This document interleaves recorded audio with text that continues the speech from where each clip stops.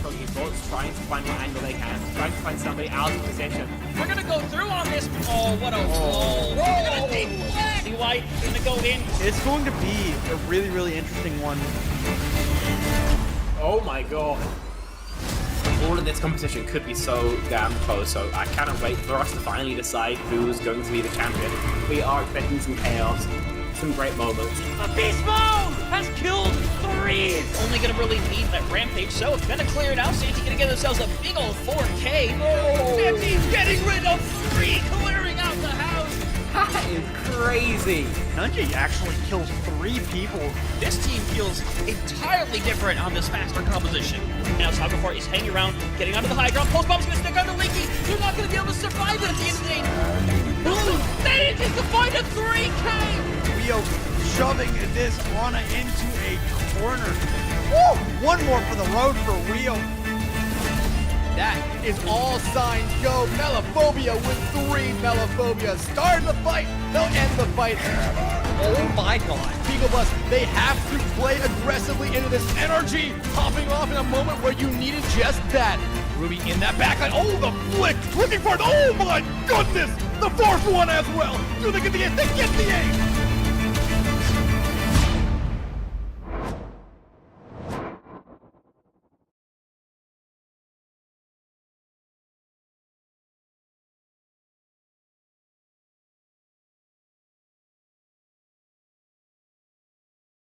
It's yet another night, a very late night, time to watch some Overwatch and play some Overwatch. My goodness, it has been a fantastic start to the playoff season for Season 17 of CGL. We are jumping up to the GM tier, of course. We're going to have Vesuvius coming back up against Hashira in the semis, or not even semis, but one of the round 2 matches here. I'm sorry, I was thinking about their next match in semis, but we're getting a little bit ahead of ourselves. We have myself and Shadow Fang covering this best of 5 for you guys tonight, and it's going to be yet a good one with Vesuvius, again, looking to continue their almost undefeated streak here.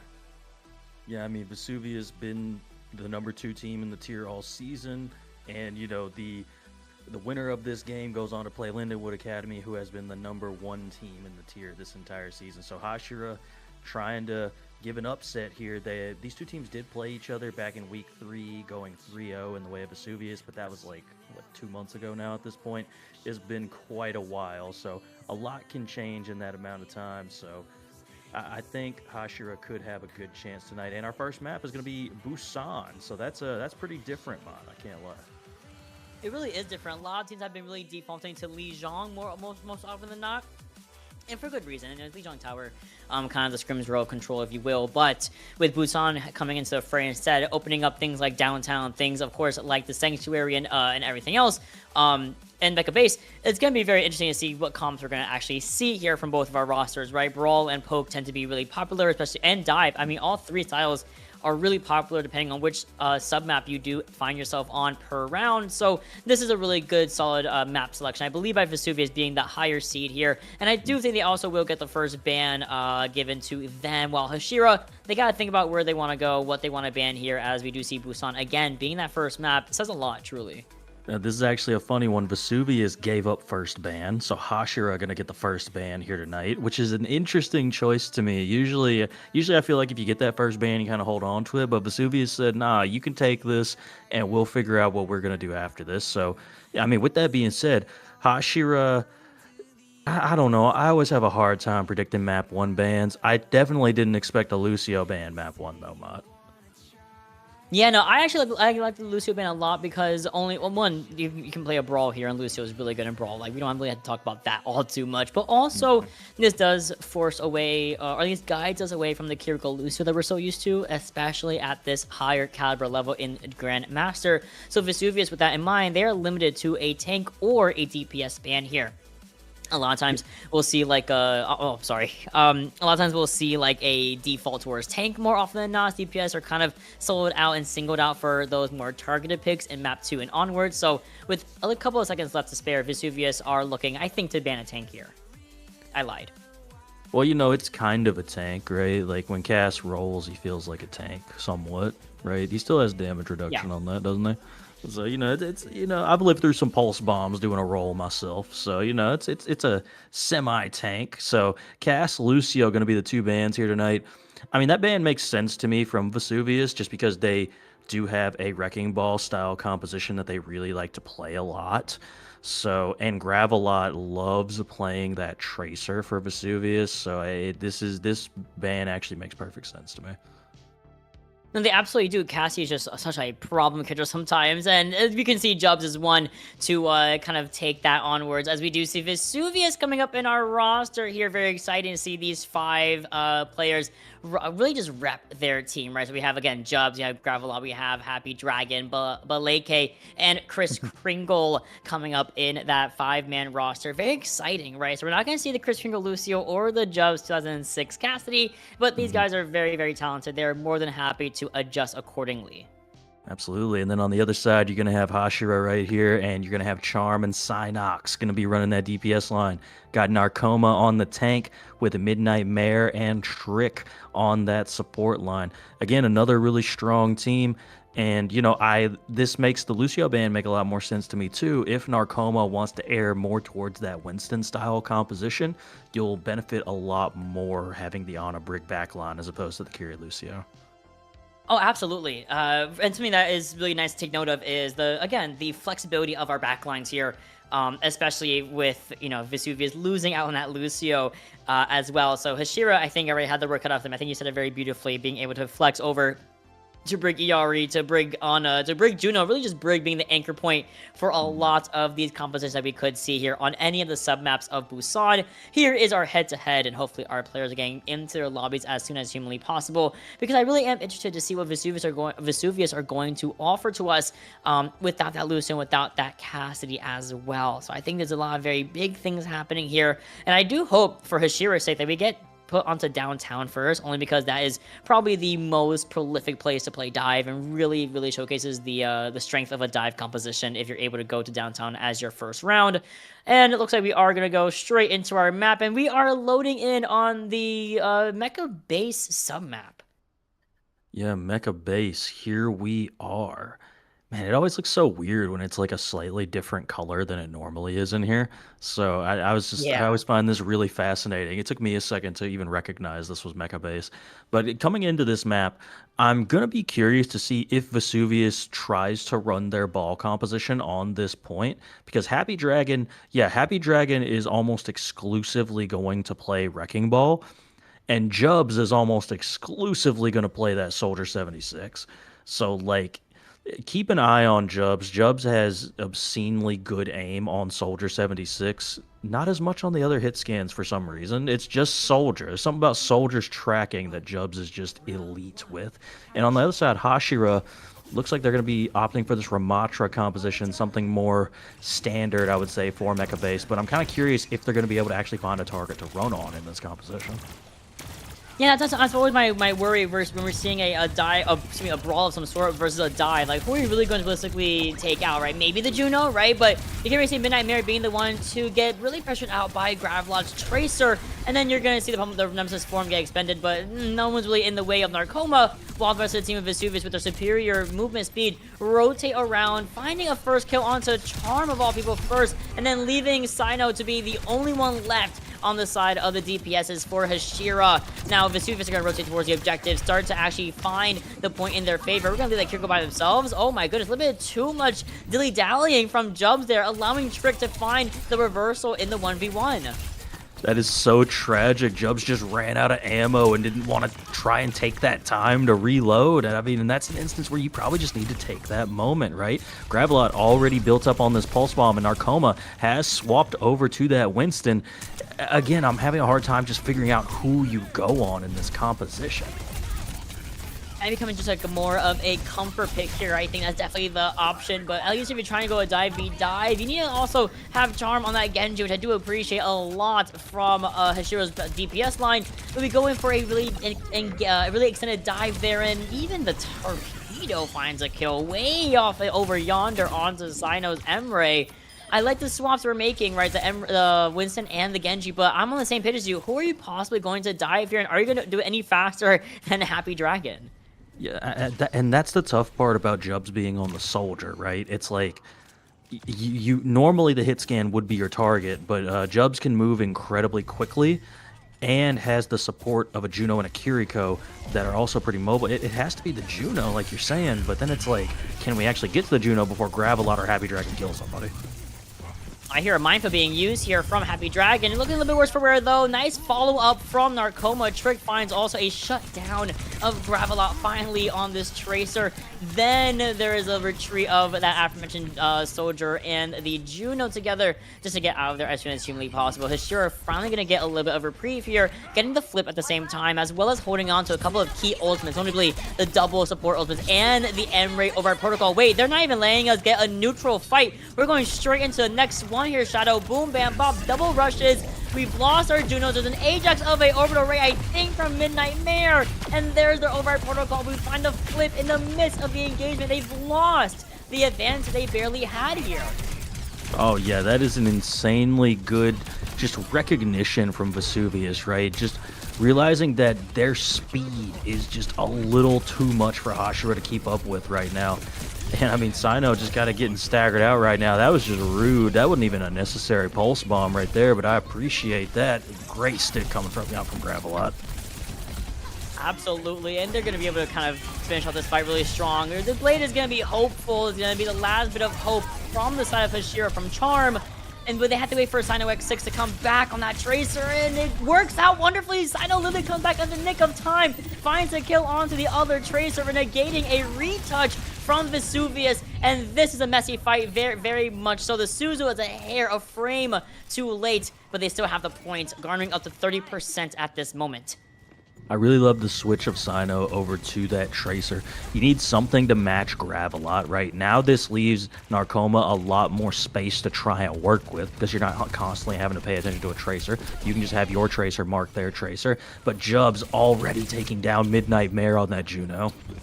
So I'm saying that Juno's going to be really the target of choice from the opposing dive from Vesuvius. A double kill has landed for Vesuvius. No supports, meaning there's not going to be an orbital ray. However, the Mindfield negates any sort of touch. We are trying to get rid of at least one in the corner. Goes for the flight, goes for as well as the dash out. And then the Primal from Narcoma is going to allow us to kind of tank a couple of these bombs out of the way and stay there for the touch. Trick comes back in the nick of time, finding a kunai kill onto Gravelot's poor old noggin. The orbital ray from over yonder, maybe peeking out from the barricade. The Juno has to stay inside it for the healing output, but you have to get away from the diving Winston in the meantime, right, Shadow Fang? So we had that 99% overtime fight, and it's getting really messy, really hairy, but somehow Hashira are always able to flip it back for themselves.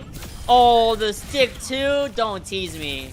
Oh my god, Sino. I mean, both these Tracers have just been crazy this entire map.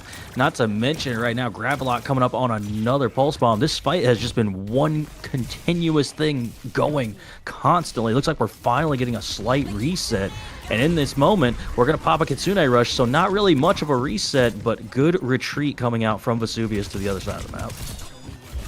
Ooh, nice flowing one between the Soldier and the Genji. Now the Kiriko's in there. One kill, the dash. A double dash has hit. A triple dash comes in and destroys some of the members of Vesuvius, just leaving Happy Dragon and Gravelot. The pulse bomb goes down, finds nothing but the floor. The OWCS is calling your name as you see the 1v1 between Tracers come through again. And Sino once more finds the kill. They're at 99%. Do they get a touch? They sure do. But they don't have all 5 members, and the Kitsune Rush is trickling into the fight here. Shadow Fang, can they find the rest of the engages, the rest of the touches? There's a trade-off yet again, but Minefield could be it to secure this portion of the point so far. Oh my gosh, the trades are just continuing to go back and forth, but Narcoma's got 2. Both DPS are down for Vesuvius. And now you're just in a moment where it's just Happy Dragon just on here fighting on point, and the ball is eventually going to fall. And there you go. Somehow Hashira flipped that point entirely and took the first point here on Mecha Base. I don't know how they were able to do it, but that's just the power of these GM players. I mean, I'm definitely not me. So with that in mind, right, the Vesuvius were at 9. Yo, I'm mad for them. They're at 99. They were at 99% for that entire sub map, for that entire round. And Hashira were able to continuously find random flips, getting 20%, 30% every time they flip the point. And is snowballed into this 99% overtime last minute fight where you had an over to rate advantage going into it or near the end of it, right? So it's unfortunate. So we're making some swaps from Hashira. A very, very comfortable swap, I would say. The Brigand Ana comes in, accompanying that Winston yet again. Yeah, you love to see the Brigana combo. The Nano Winston can be incredibly lethal. I think the biggest thing, though, is, oh my gosh, I was going to say the biggest thing is that you have a Tracer on your side now, but Jubs has made sure that that is not going to be the case for at least this first fight. Yeah, no, we're just not gonna let it happen. Jub said that first round was a fluke. I cannot allow Charm this time to get as much value as we had seen previously. Now, of course, Charm was on Genji the first time, and there goes a secondary fire onto Charm again from Baleke. And this is gonna be a really good opening here yet again for Vesuvius. They're bleeding fights one after another, by the way, and they're not looking to stop anytime soon. Maybe Hashira might want to swap back to what was tried and true in first round. It could definitely be more beneficial to go back to the Genji Tracer. That is what they were playing last round with Sino on that Tracer, Charm on the Genji. And man, Jubs now has a map where he can just sit on an angle and fire away on this soldier, and you're seeing how detrimental that is to the side of Hashira, because that spam damage from that soldier is just being not good right now. Oh, my ball has fallen off the map, and that's going to be another fight win here for Vesuvius. Both of the backliners, the Brig and the Ana, of course, separated, and you take the Brig out first, leaving the Ana for last. Pulse Bomb was just there for funsies. The Q button was next to my pinky, so I pressed it, and that's okay. So with that half of the point already garnered up for Vesuvius, they're coming up against, or going to be having Baleke's rush, right? That's going to be really big going into this. Otherwise, Hashira had the work cut out for them. They need something to work out. Yeah, they really need to land a big ante here. I think that's going to be the biggest key, is to try and get an ante after the Kitsune Rush comes out. And oh my goodness, I mean, Jubs is crazy right now. Gravelot's already taken down 1-2, just already in the backline, and there goes Happy Dragon getting another. Finally we do get their elimination onto Gravelot, but there's a nano boost happening onto the Brig. A stick has stuck in the Suzu, negates it, and Charm just gets flicked over by Jubs, gets killed, and then Jubs walks away, or more like sprints away, almost scot-free. 90%, same song as we had seen previously on that other sub-map here, Shadow. We have the ball mirror as well for that effervescent and very much everlasting touch. Now we have Minefield on the point. Otherwise, you're looking at this ball, and there goes or Narcoma, and the visor layered on top of the rush. Yeah, no one's gonna peek that, because that is just insane amounts of damage. And of course, the damage over time is going to be a little bit too much to bear for the side of Hashira. The rally is there, but you only have one side of a shield to use, and once Jubs is going, we are going for the fences. 1-1 here. Oh, that was just a different team. Oh, it absolutely was. I mean, I kind of hinted at it at the beginning of Mecha Base, but Vesuvius ended up doing so well that it kind of like, almost negated the point in a sense. But I just had a hard time seeing. I had a hard time seeing how you could play the ball comp super effectively on Mecha Base, and it's significantly better on the other 2 points of this map. And we really saw an example of that there. Primarily just the fact that Jubs can sit off so far away and just layer in this damage to follow up on a lot of what Gravelot and Happy Dragon are doing. And we saw Baleke as well, throwing in those kunai and just getting, random headshot kills over and over again. Like, it was just a very unfortunate round for Hashira, and it looks like they're gonna try and go back to what was working for them on Mecha Base. This is the one submap that actually does work very well for what they're trying to do. They have Charm back on Genji. They have Synox back on this Tracer. Again, 2 swaps I 1000% agree with. My backline, Midnight Mare and Trick, they're both going to be on this unit and Kiriko, mirroring Baleke and Chris Kiriko. I love that from both of them, but Midnight Mare, she goes down first to Gravelot. That's the one thing, a little bit more susceptible to that dive, right? So you're already working in a 5v4 disadvantage for Hashira, 5v3 if you will, as Midnight Mare respawns, and her DPS, her Genji, is dead as well. We find a little bit of a reversal onto Jubs, but I don't think it's going to be quite enough to take this first point away from Vesuvius. Vesuvius is going to take that first cap right there. Sino just going to back out, regroup with the rest of the team. Nobody super close on ultimates yet. The Tracer is going to be the closest. Both of these Tracers have just been launching pulse bombs basically every single fight. Nothing too crazy there. But nobody else is exceedingly close at the moment, and Vesuvius just has really good point control right now.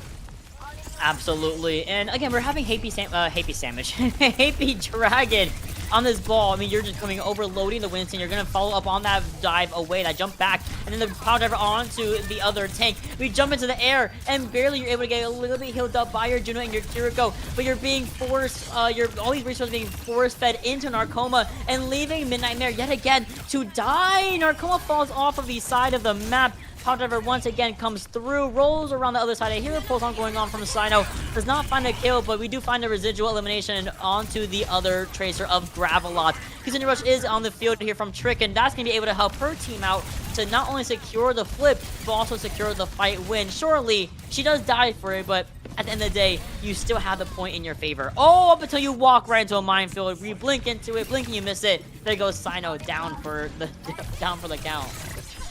Down for the count, indeed. And the Junos have traded each other with their torpedoes and the pulse bomb out from Gravelot. I mean, again, I just got to shout it out.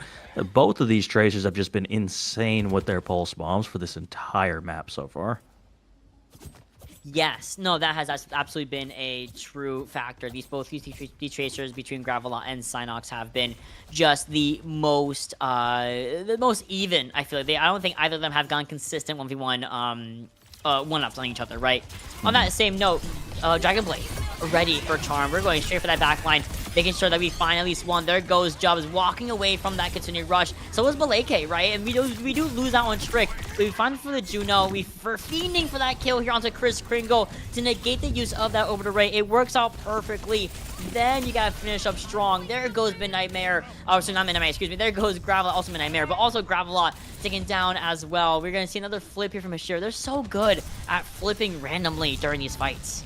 Yeah, they're doing a great job of that. I mean, Jubs taking down another one in Charm. Both these teams are really good at just getting a kill, just seemingly out of nowhere. I mean, look at that great focus. I'm really surprised that Primal Rage did not come out from Narcoma, I gotta be honest. You know what's crazy? It really does feel like these fights are bleeding one into another. It felt like there was a concisive end to that last fight, but I guess not. Again, you know, I think that's what you said, is they are just able to find picks so early, it feels like. It feels like almost a late stagger or a very early pick sometimes. So, Minefield does come up online for Happy Dragon. We're rotating towards the objective to negate this over the ray from Midnight Mare. Chris Kringle does use one of his own, and then you also find the Primal and Winston a little bit too out DPS by that visor from Jubs. Look at the tracking. Wow, that's almost pure headshots onto the other Juno. A little bit of quick healing there, of course, and this is going to be allowing yet another flip. Even though they're losing the fight here, Shadow, they're continuously negating these small progressions of point capture points for Vesuvius. But here comes another dive from Narcoma onto Chris Kringle. Gotta stay alive. Thankfully, Jubs is right there to send that Winston back to the spawn room. And with that in mind, that should almost be the end. They're trying to stagger in, but I don't think it's really going to be enough. You know, that's it. That's just going to be it. Call it a day. Go map 2.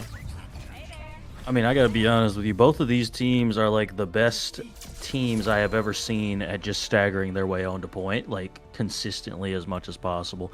I swear Mecha Base was one continuous fight. Like I don't think it ever actually stopped happening. It was the same thing on Downtown. I swear it was just one continuous fight with like a 5-second reprieve somewhere in the middle because somebody had to take a breath.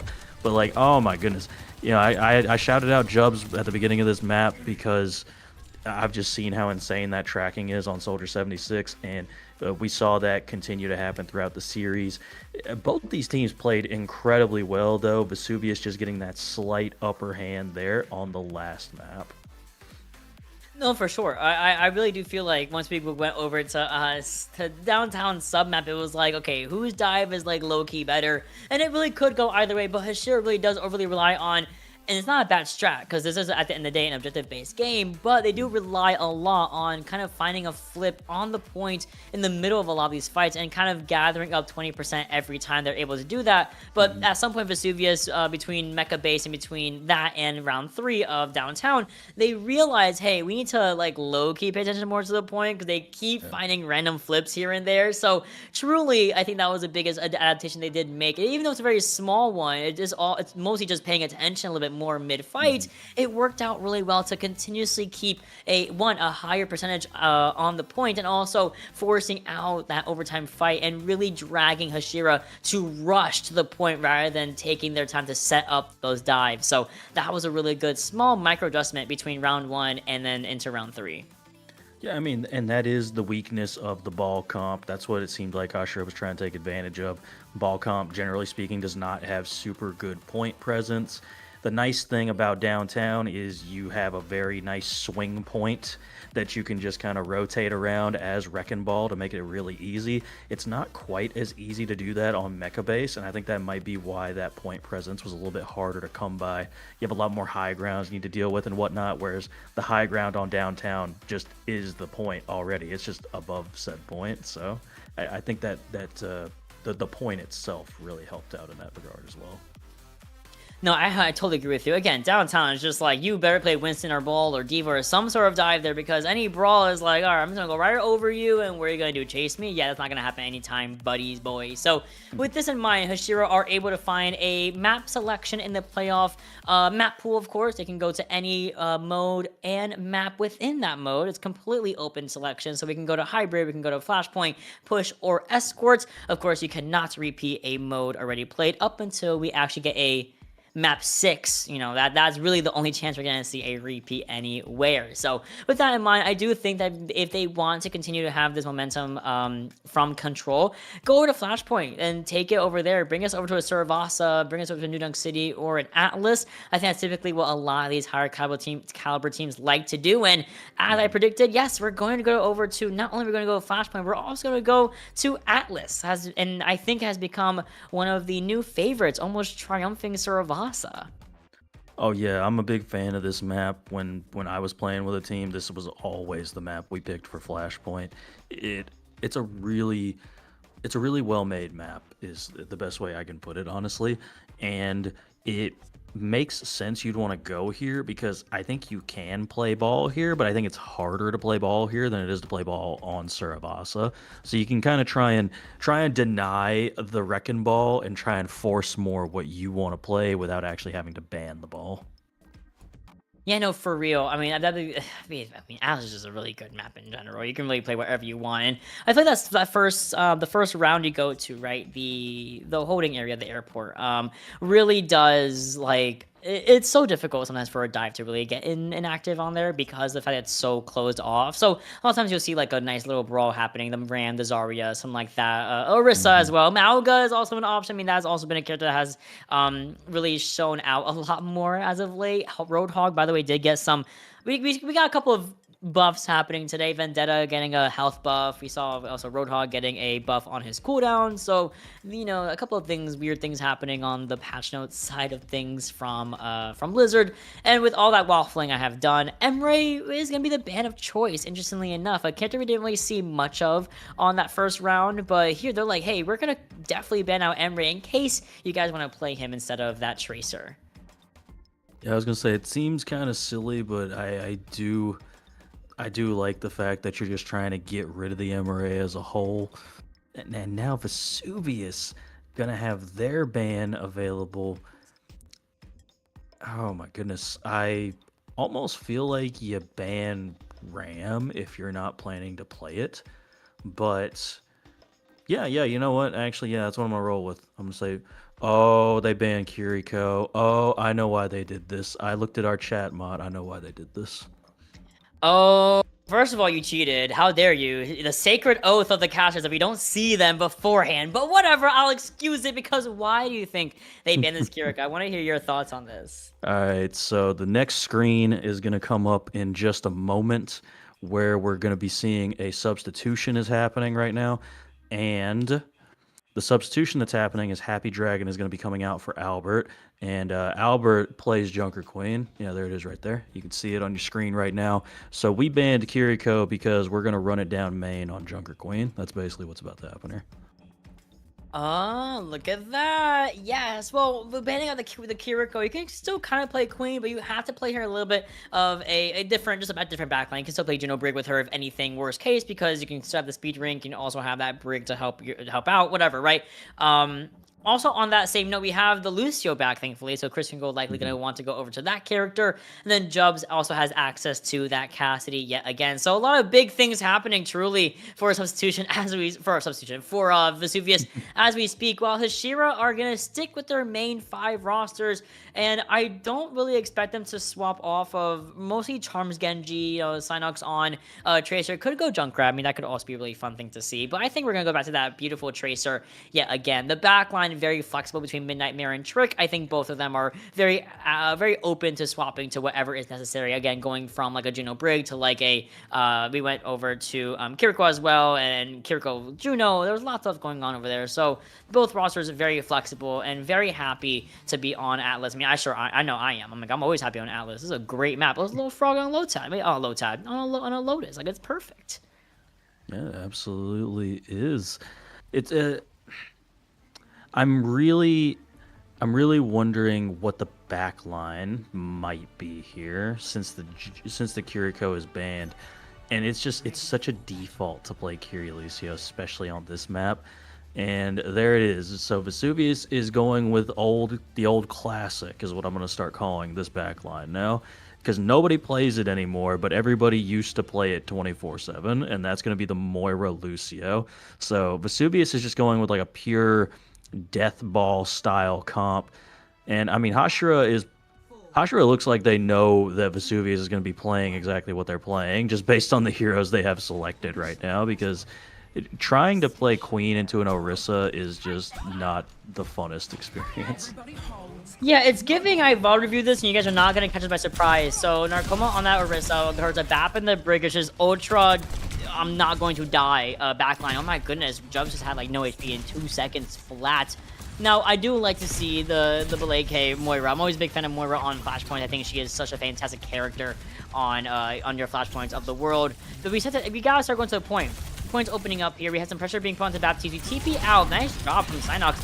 But then we go for the shot. We go also for that Gracie. Looking for the Baptiste, who does have the shift. But the turret does kind of scare off Albert from continuing onwards. But we do find a double whammy. Losing out Gravelot. But you've gotten not 1, not 2, but 3 for 1 deal here. If you are Vesuvius, you're okay with taking that trade-off by going from the DPS, then the supports, then taking care of the Orisa by herself after. That's how you dismantle a good Orisa composition. Oh yeah, great job there from the side of Vesuvius. I gotta shout out Jubs again, because Jubs is just on some angle somewhere firing off these shots, because again, 75% to tactical visor off of 1 fight is really crazy work. You're outpacing the other team's Baptiste and ultimate charge. Like, that's insane. And you're gonna have to teleport and move very quickly if you're Hashira. Kind of like that. That's a good start. No, sure is. Even better is Charm getting another kill onto Gravelot. I think Gravelot is going to have to change targets, because that cast is going to be a big thorn in Tracer's backside. Carnage comes out. We TP in. We TP back out. Jubs with a Helix Rocket onto the Baptiste. Then finding the other duo of that backline, the Brigida. Vesuvius are once again losing out on some members, but they're okay with taking their time with the backline, then moving forward, actually forcing Midnight Mare to get off of that Brigida, not getting the value that she's looking for, and she goes over to Lucio instead.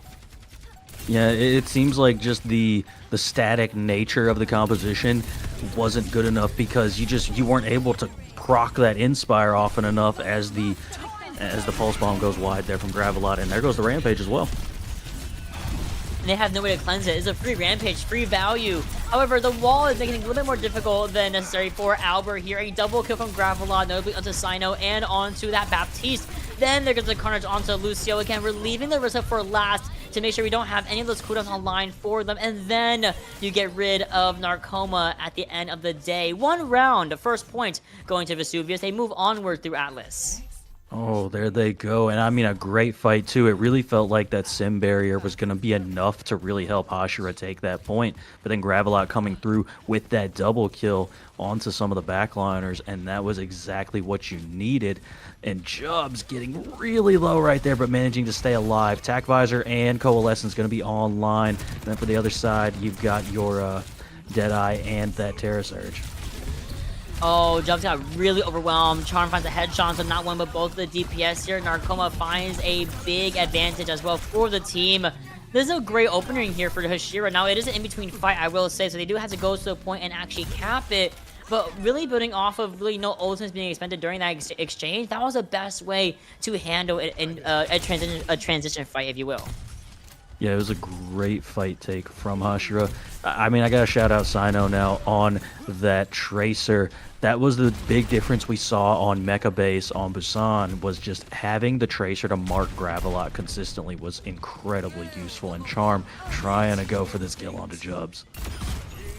Oh, I didn't even see Jubs appear in his POV.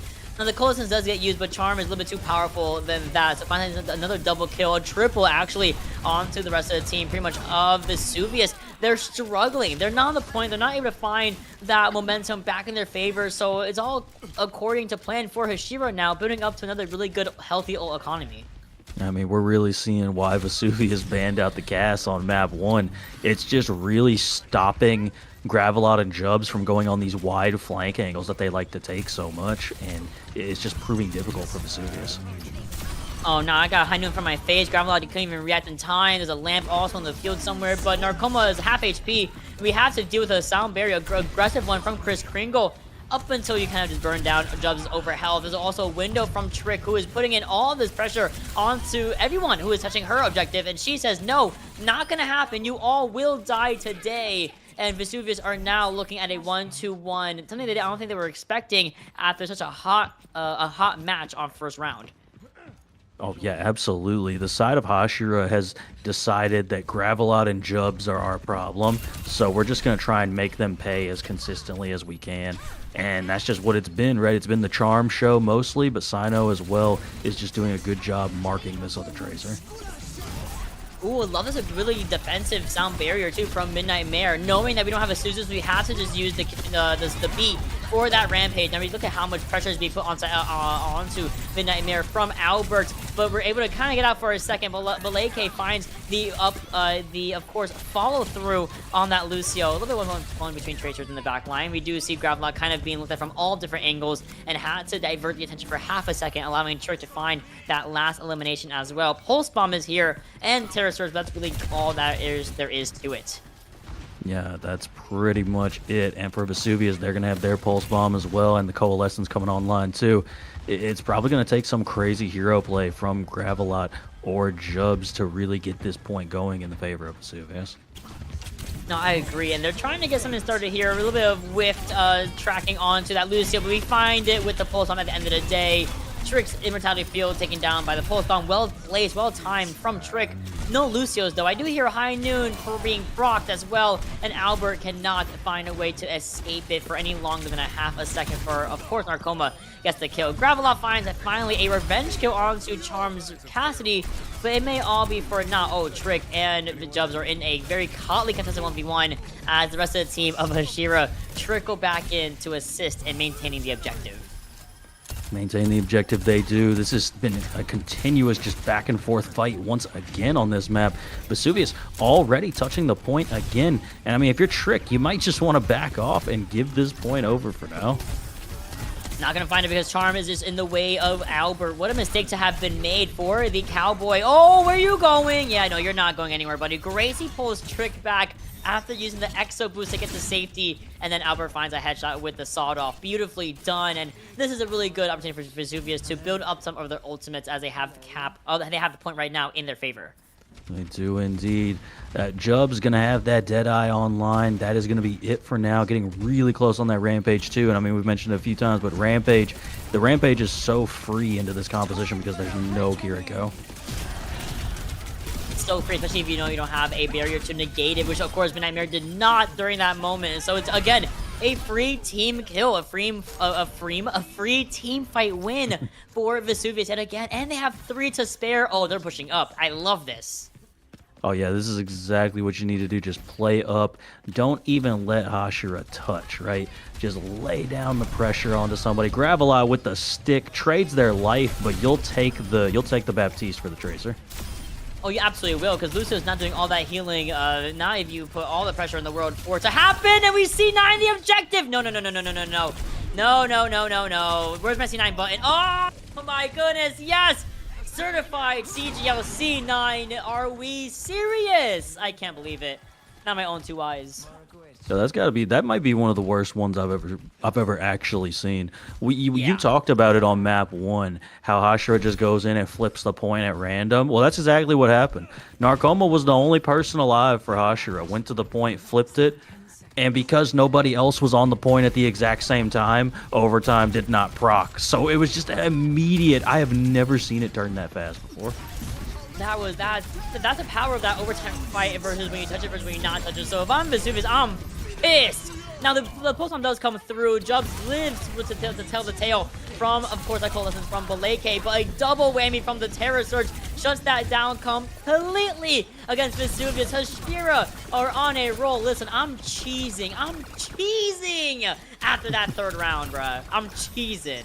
Oh yeah, no, I am absolutely just, I'm giddy, like you said. I don't even know how to feel. And then Vesuvius just burnt all those ultimates in that fight too, for nothing really, right? In that exact moment that just happened. That is crazy work. Albert getting close on that rampage, but that's really about it. And Charm has gotten another one with that Deadeye. I mean, always will. I think you can always count on Charm to get 1 elimination with a Deadeye. And, you know, with that in mind, Vesuvius are trying to clean up as much as they possibly can. It's a 4v4 right now. Forced to recall from the Tracer, leaving Gravelots with a little bit of lacking in terms of resources. Not many blinks left to his name, and then there's, of course, going to be the rest of the eliminations in the favor of Hashira. 85%. Listen, if I'm Vesuvius, we just gotta go next. After that round 3, I'm devastated. Oh no, you're absolutely right. It doesn't look like they're going to be able to touch at all, and there it is. I mean, I don't even know what to say, Mott. That is a map of Overwatch that we just witnessed. That's the best way I can put it right now, because that's the most egregious C9 I have ever witnessed with my own 2 eyes, and it caused us to basically end up tied up in this series. Absolutely. That C9, I think, and of course, I can't really speak on mentals, right? But I can kind of guess at what happened. Because listen, I've been there in officials. I've been there being a little bit of a silly goose, right? I'm so caught up in a fight that I don't even really think about the Orisa. But because of the fact they keep leaving the Orisa for last, as you mentioned, Narcoma was just like, wait a minute, I'm just going to go to the point. I got to touch it anyway. And I'm just going to stand here and no one's going to look at me. And no one looked at bro, you know, for a minute. And like you said, with no one there to touch, there was no overtime. There was none of that nonsense. And then it ended up being a full snowball of 3rd objective. Now, we will have to go to a very quick break. I think Vesuvius needs they need a little bit of time to recover off of that egregious C9. So we're going to go to a very quick break and be back with map number 3 between these 2 amazing GM teams.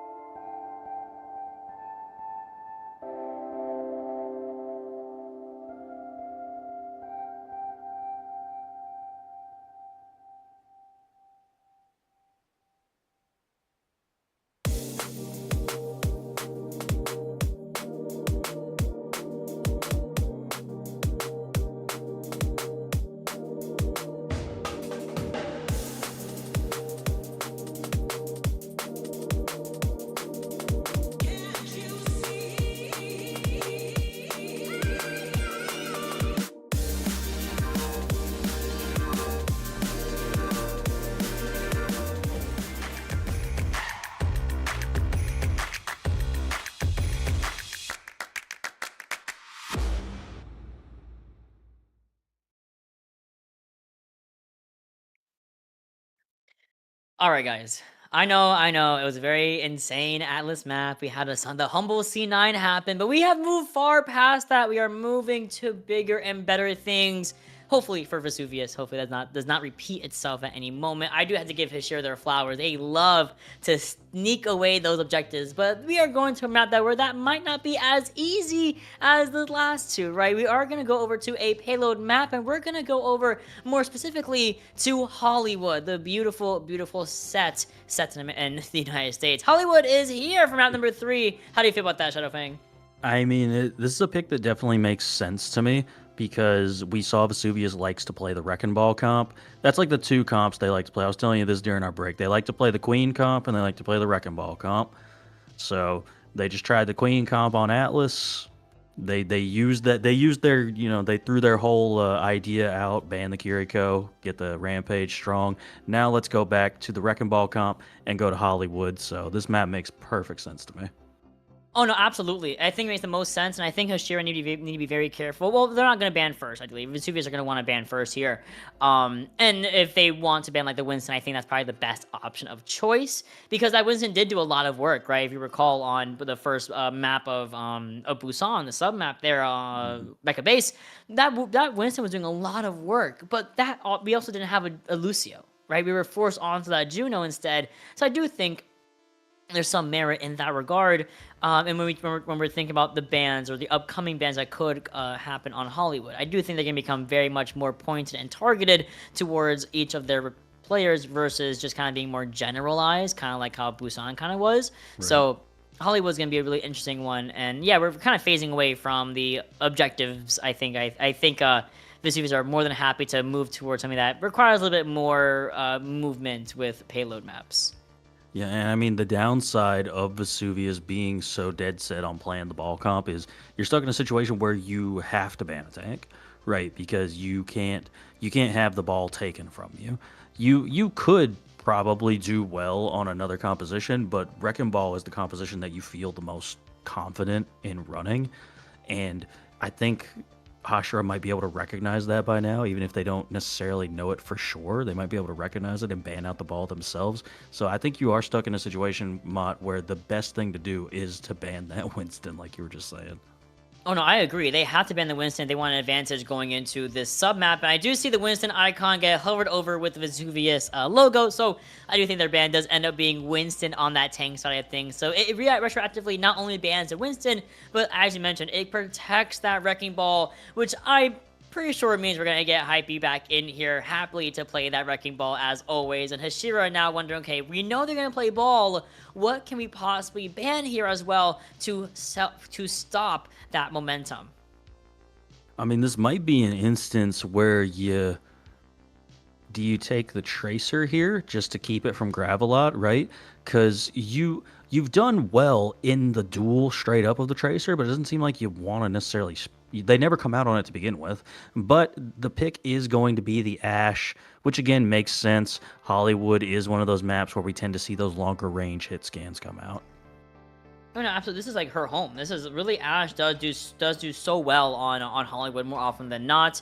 And with with the Ashe pick in mind, yeah, you kind of negate that long sight line because they're not likely not going to go to like a Widowmaker or anything like that, Han. So they're not really going to see those options come out as we used to in the past. So this does kind of effectively ban out any sort of long-range option from both teams here. Now, of course, we do have a substitution. We have a couple of them coming up, actually, as I predicted, I believe, with, of course, that guaranteed Wrecking Ball coming through. We are going to see Happy Dragon and my favorite Zen 1 trick. Oh, my goodness. It's Luminite coming back. Oh, my days. I'm excited. No, I love seeing a good Zenyatta because the way Luminite plays Zenyatta and does not die, mark my words, knock on wood, it's very impressive to see at this level of play, especially on a map like Hollywood where they're going to be playing that dive every single time. Oh, yeah, absolutely. You're going to have to deal with a diva in your face, most likely, since the Winston has been banned. Or maybe Narcoma just opts to mirror the Wrecking Ball again. That could also just be what happens. I'm shocked at the lack of diva I've been seeing recently, just overall as I've been casting. I'm like, I don't feel like they nuked her that hard, Maybe I'm crazy, but everybody seems to be just scooting away from that diva the further we get into the playoffs here. No, absolutely. I mean, crazy how Diva was so prominent, right, in the very beginning of the playoffs, and then, or even in the middle of the regular season, and then she had this very stark fall off. And I don't even think she really had any big adjustments to her own base kit, but it's enough to make her just kind of fall out of the limelight, which always happens as we get new metas and new characters and all that jazz. So, speaking of new characters, yes, Sierra's still banned, by the way, just as a humble reminder for anyone who's viewing that did not know that. Like, why isn't Sarah being played? Yeah, absolutely not. That girl alive baby, please, I don't want to see her either. We go over to Hollywood. We see the defenders coming in. It's going to be Vesuvius yet again, opting to defend first, and unsurprisingly, we have Happy Dragon on the on that wrecking ball. Narcoma is finding a home on Doomfist in the spawn room, but we'll see that changes to that diva, as you and I are likely going to see and likely predicted correctly here. Luminite, as I did kind of recall, that is a Zen player 1000% of the way. Whenever they want to put Luminite in, you know all he wants to do is play Zen and Zen out. I mean, yeah, I am all about some Zenyatta gameplay. You can get really ridiculous on that character, Luminite in particular, and Hashira is like playing a composition that honestly, just having to deal with a Far Mercy in 2026, I can't believe it, Ma. What do you think when you see that? I think this is very much giving 2022 when people did not know how to play against Far Mercy when she was really good. And you know what? It's crazy because it can still work because I believe Far got a couple of adjustments as well in the last patch. Now, I'm not a DPS player, so I don't really care about the DPS patches. I'm so sorry, everybody. But I know that they did a little something to her and to Mercy as well. But up until then, you get pincered easily. One from the front and then from the back from the Wrecking Ball. And Charm's body is being super protected. So you can't even go for a safe res from Midnight Mare, resulting in the loss of her. But you also kill Luminite, resulting in just Baleke holding down the fort on this Ana while Luminite swaps off the Zenyatta and goes to Iyadi. Oh, that's tragic. I mean, I love Iyadi myself, so I'm not entirely upset by it. It's a much more survivable character, and Narcoma is just somehow staying alive through all of that. I really thought that Diva was going to lose Mech at some point there. No, same, but the worst part is that you have to find a way to stop this ball, which if you body block the ball, yeah, that's a good way to do it. And Synox comes in for the assist elimination onto Happy Dragon. Now, unfortunately, you lost Trick, right? So it's just Midnight Mare holding down the fort on this Mercy, holding in a lot of that healing potential with just single elim healing, but Charm, ooh, what a punish on such a very close engagement with Gravelot, and that's gonna be 2 ticks for Hashira. Can we get a third? Well, they do get a little bit of contesting from Happy Dragon, and we're gonna see the Pharaoh negate the entryway with the barrage onto just Jubs on the Emre. Valkyrie is here. This could be enough as we see the post bomb connect on the pylon of all things, actually. Yeah, that was a really close one right there. This point still ticking in the favor of Hashira, and I mean, I don't know, Mod. It's looking like they may have figured out some kind of weakness to Vesuvius, because you mentioned it before we came onto this map. I never saw Luminite swap off of Zenyatta, and Luminite has been getting picked early in all these fights so far. Yeah, I was gonna say Luminite is usually someone that will stay Zenyatta and until the very bitter end, right? Unless he really has to swap off Zenyatta. And I think it's just to contest the trick, Iyari, right? I think that's mainly the biggest thing with the Iyari swap here.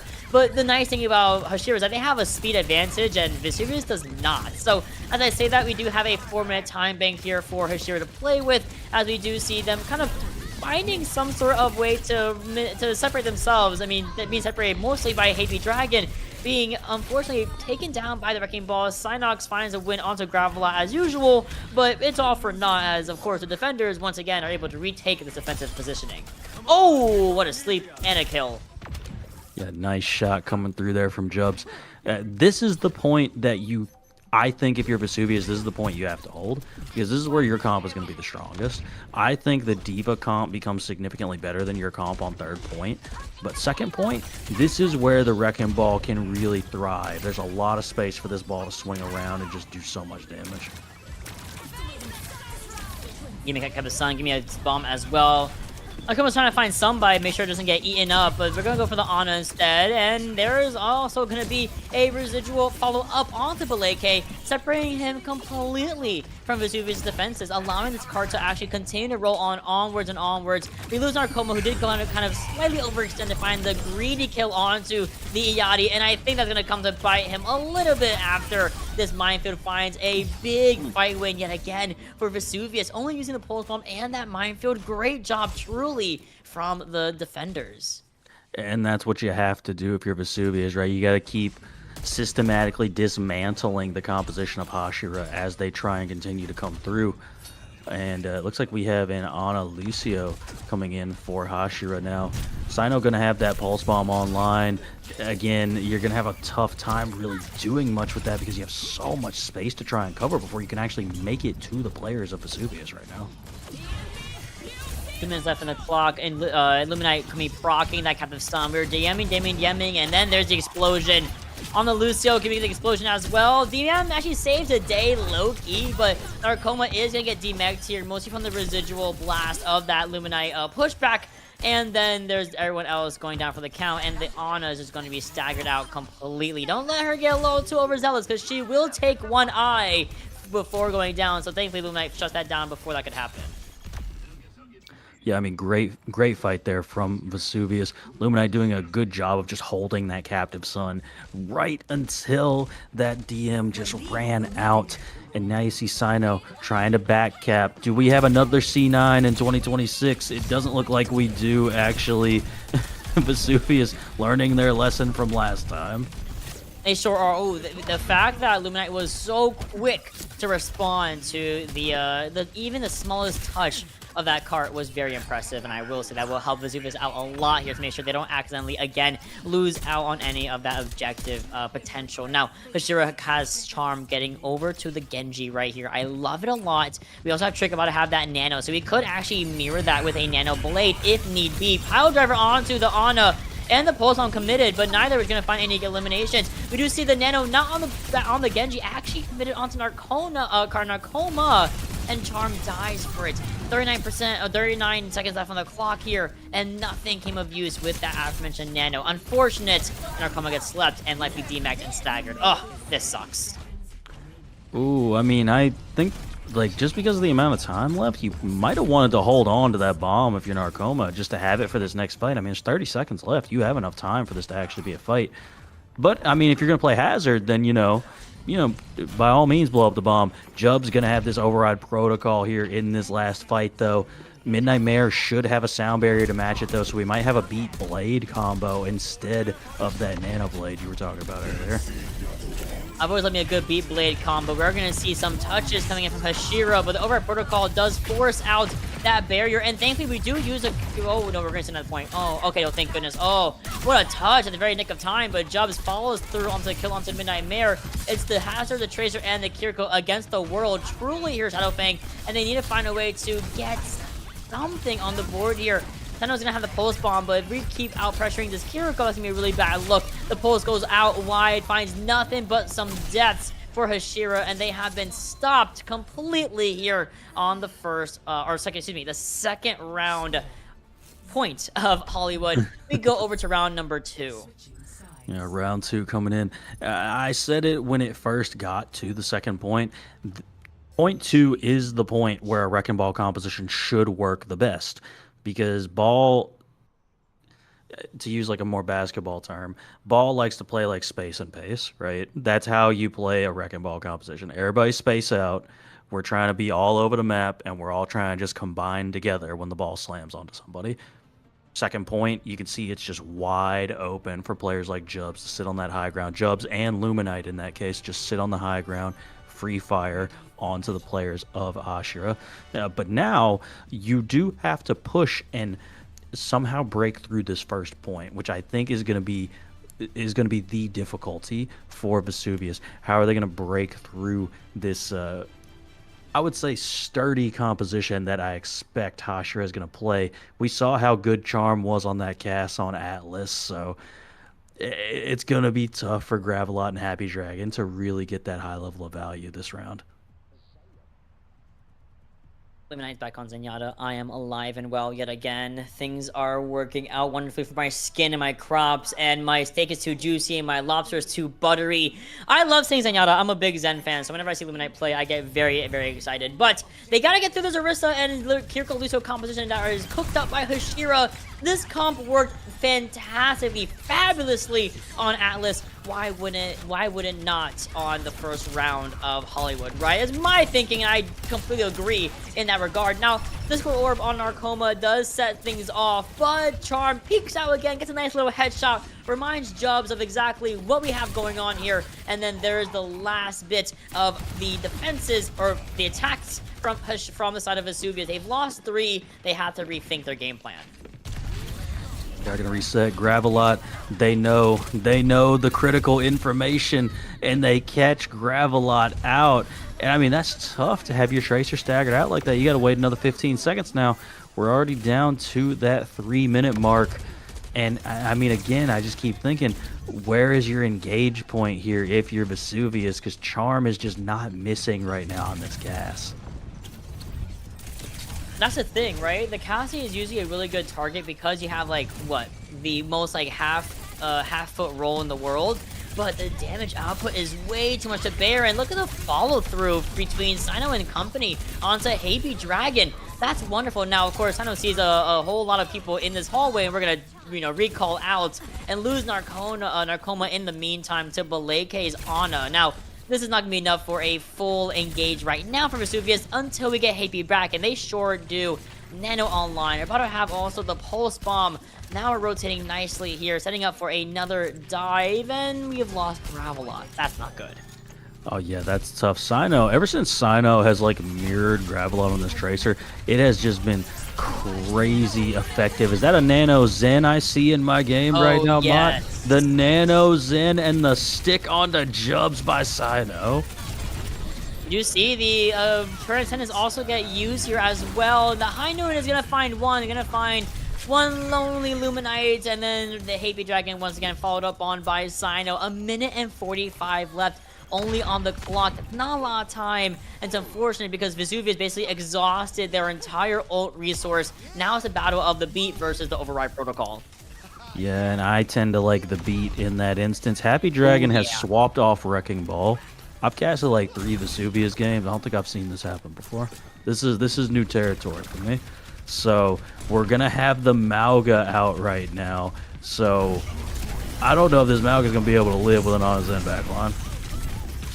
Oh, over protocol, and then of course negated by that sound barrier, as you and I both expected, and just as you predicted, the damage output between Amalga and the entire team not going to be enough to stabilize during it, even with the cardiac overdrive and the overhealth you do get from burning targets. But Jubs does not make us forget how goated he actually is at the game, getting a double whammy. Luminite finds a nice headshot kill, but it's going to be Narcoma who does find the last bits of remaining survivability on the objective up until the ball comes back. 1 tick on the board at the last less than a minute. Here comes the cavalry.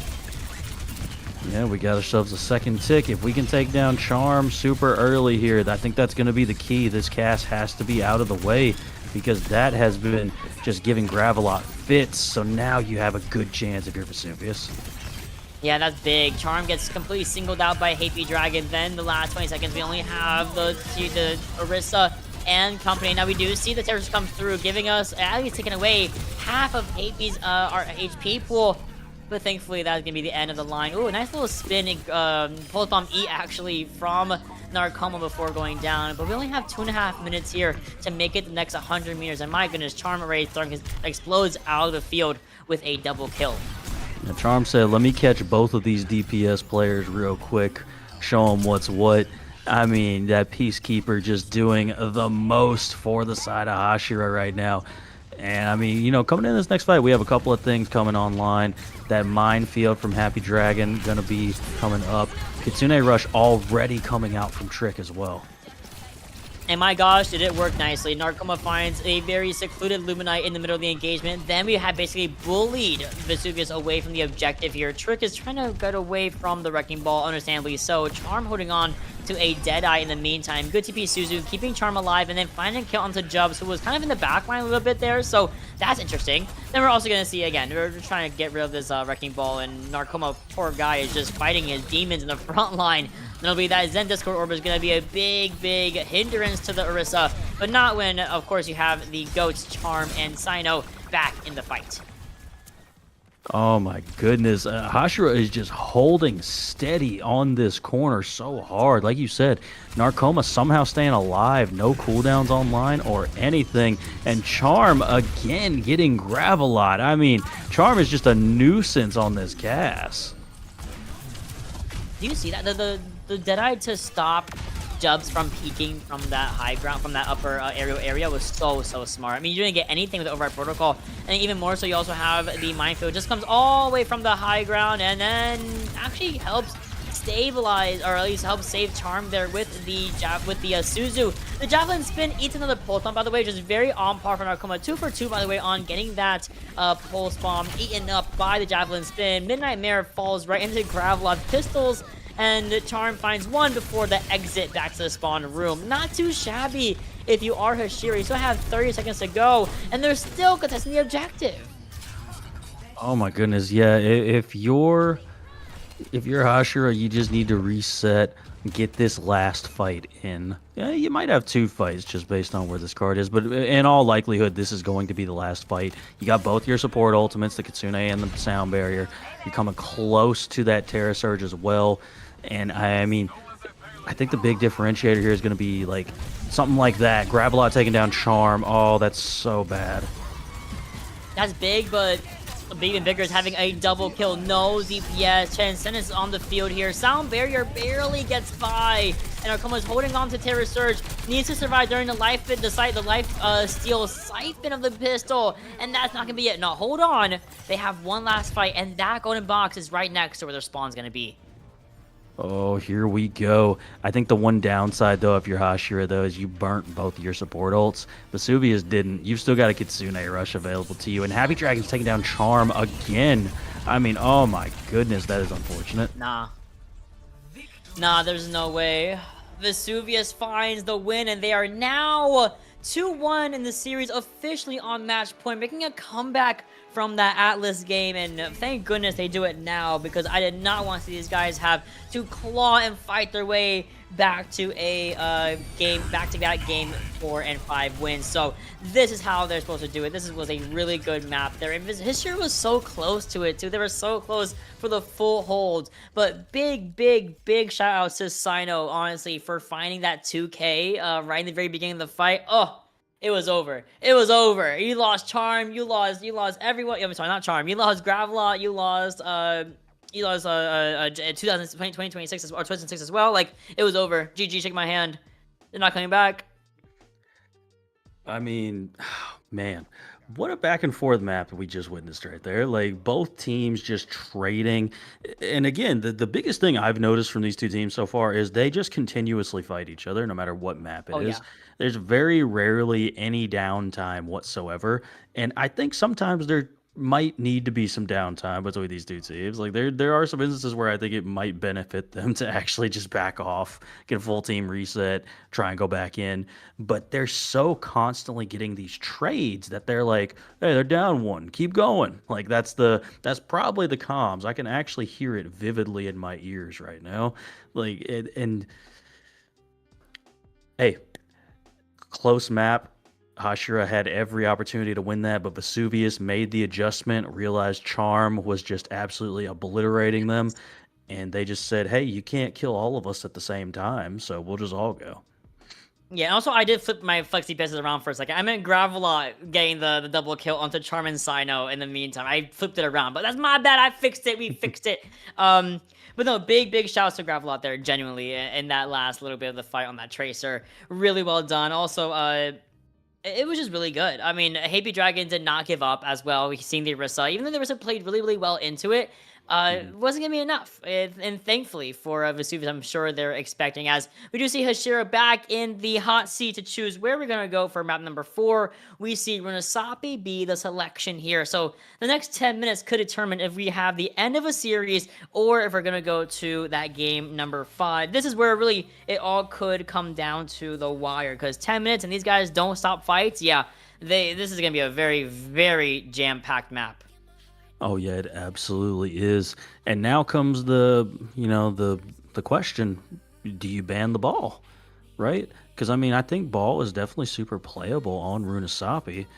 And again, like I've mentioned to you a couple of times, Vesuvius only plays Brecken Ball and Junker Queen. That's your 2 choices. There's no third choice, right? That Malga came out for a moment. We don't count that. I've never seen that from Vesuvius before.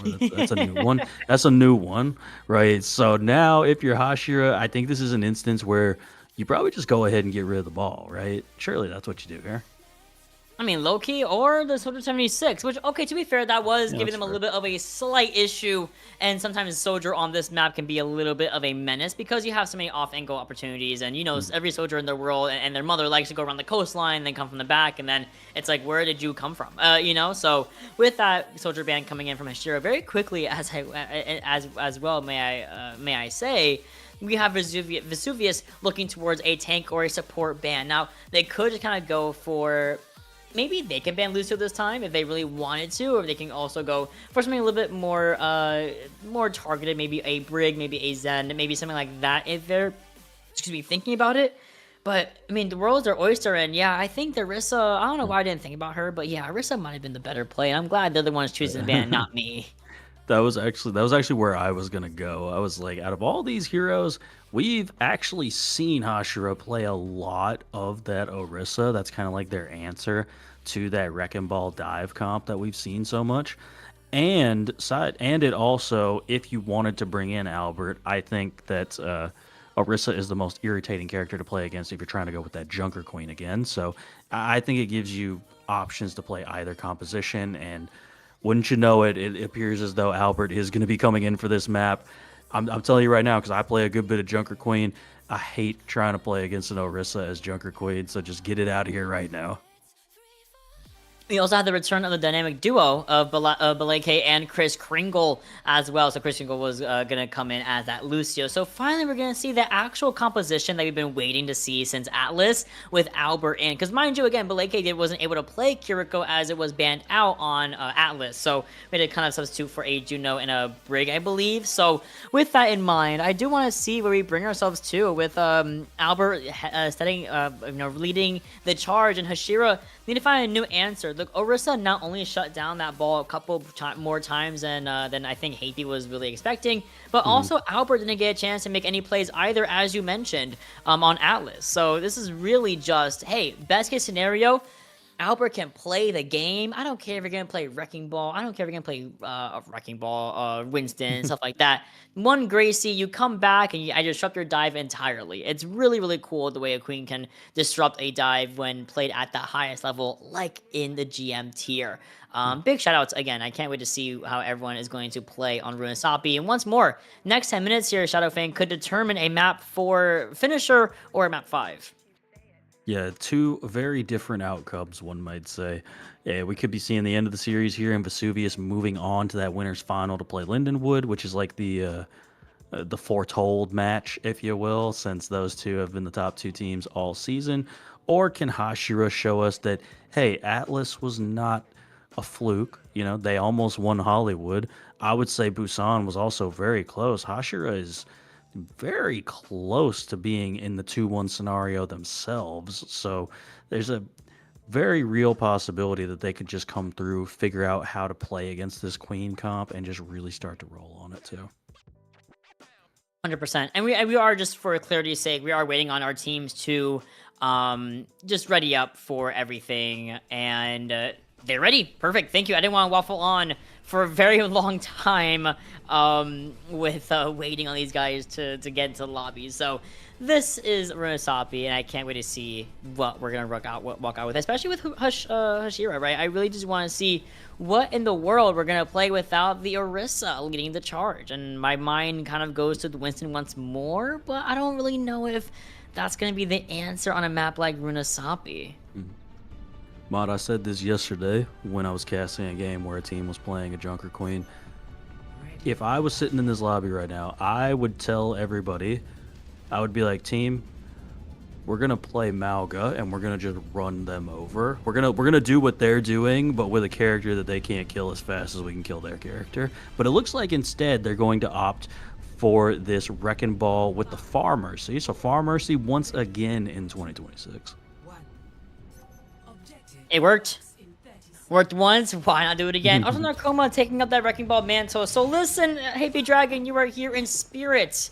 However, it's going to be Narcoma on that mantle instead of your own teammates, as Albert, of course, is going back and running it back with that Junker Queen, whining a little bit of redemption, I would say, from Atlas, and I think this is a map to definitely do it. Jubs is back as well on Emre, and Hashira, like you mentioned, Mercy and Farah. Far Mercy, if you absolutely will.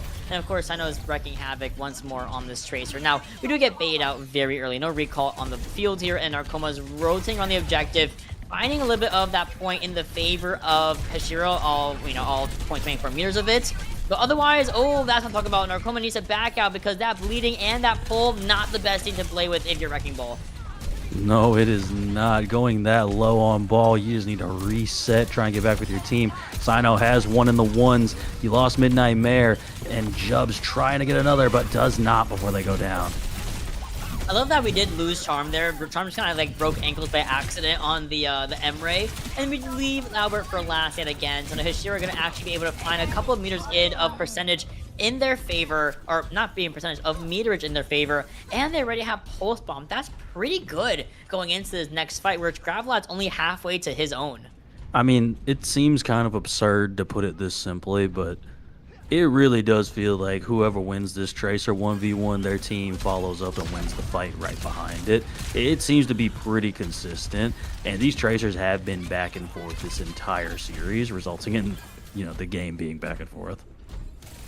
Isn't that so cool, though, how even those two Tracers really are? Now, we are going to use that override protocol to maybe get a little bit of a leg up in the series. Trick is going to be the first one to go down. We're going to try to go for a sneaky res, and it comes off without a hitch. Beautiful. Trick is back in the fight as if nothing ever happened, and you have an advantage having Gravelot taken out of the engagement here for Hashira. So they have 5 members of the team going up against 4 until both Albert and Jubs lock in on Midnight Mare and Trick, taking out that Iyari and Mercy in the meantime. We're going to also commit a minefield, I think, just kind of in the middle of the engagement, making sure these guys cannot follow up on their retreat. Now, I'm not going to really see too much from it, as we do see a double kill here. One Sombra hack, though. Sino looking a little bit worse for wear as we try to retreat back to safety.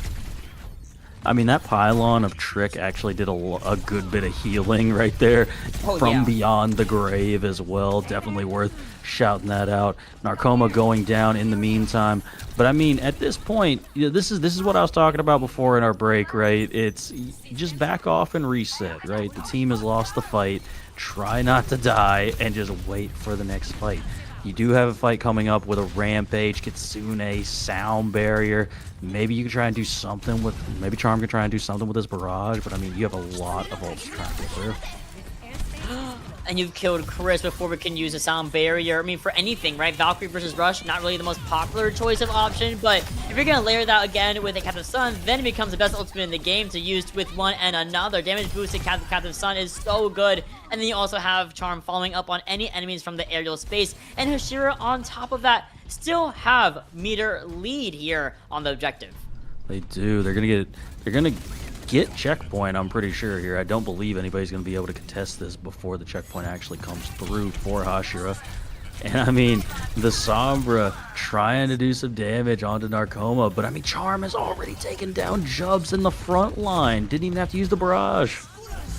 Did not against arguably one of the better characters right now in the game, which is going to be that Emre. Then Trick is going to be the one to actually follow up on that initial scout out of Gravelot in that backline area. The Queen comes through with the Rampage. It does result in a purple and then a Carnage onto Trick as Jubs comes back from a very early death with a double kill redemption arc for the Emre. But as you said, I believe we do have that checkpoint loaded up for Hashira, so they're all going to get the forward check mark or forward spawns here before we can get another fight in.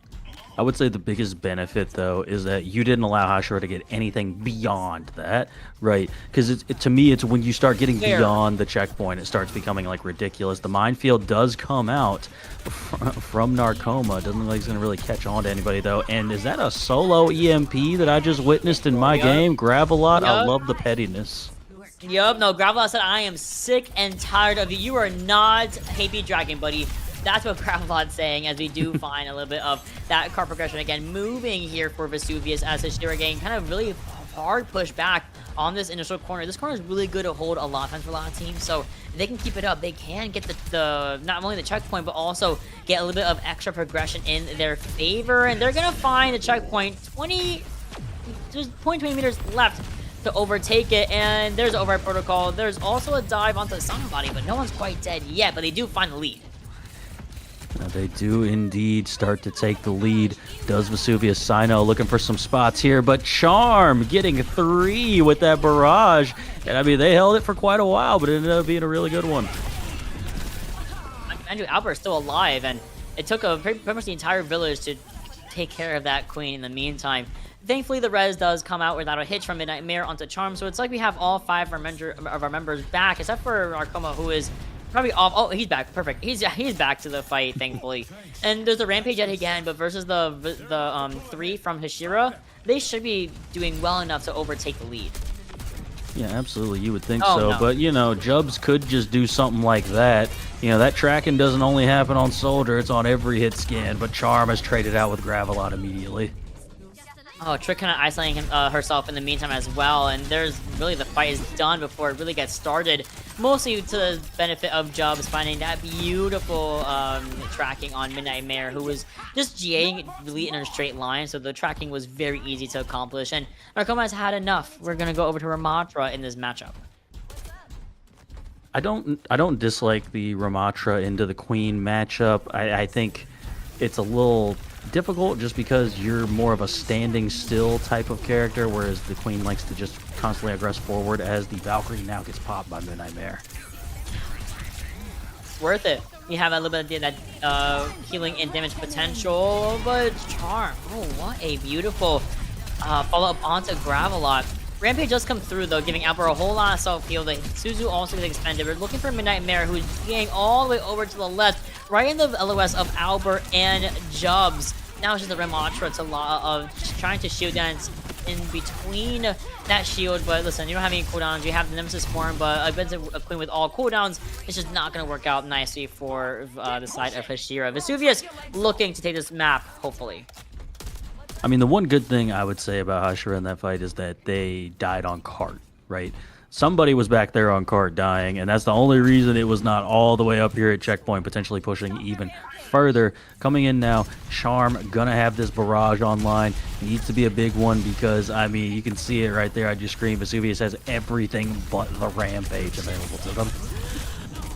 Oh my goodness, I mean, we just dropped down to a frontal face, just barrage right into Albert's eyesight, and then bang. We're gonna get a little bit of a reversal. Double kill here for the Charm, who's gonna go over to Cassidy instead. So sure, we're gonna try to back out, but no, I mean, you're in the way of that Emray and forcing out the Annihilation. Wait, that's interesting. Did not think that was gonna come out pretty much almost for free there, but if we can get some residual eliminations, that works out nicely, especially onto Chris Kringle trying to play up that Juno instead of the Lucio. Mon, I just have to point out that another petty EMP was used in that last fight. We had a solo EMP onto the Mercy, just so the res could not come out onto Charm. Like, just need. I just wanted to point that out because that is insane. We've seen 2 solo EMPs. Gravelot has now swapped over to that Tracer that we've seen them on for a majority of the series. And immediately gets a kill onto Narcoma. Oh, it's getting a little scary. The orbital ray also from Chris Kringle makes Hashira back up immediately. And this is all you needed. Now you have a Kitsune Rush to go up against Trick's Kitsune Rush from Belay K. So that's going to be a really nice little resource to use for both the teams. Until Albert, I think, just kind of went the shortcut route, but inadvertently separated himself from the backline. So even though I would love to see Vesuvius keep walking, they have to reset here without their tank.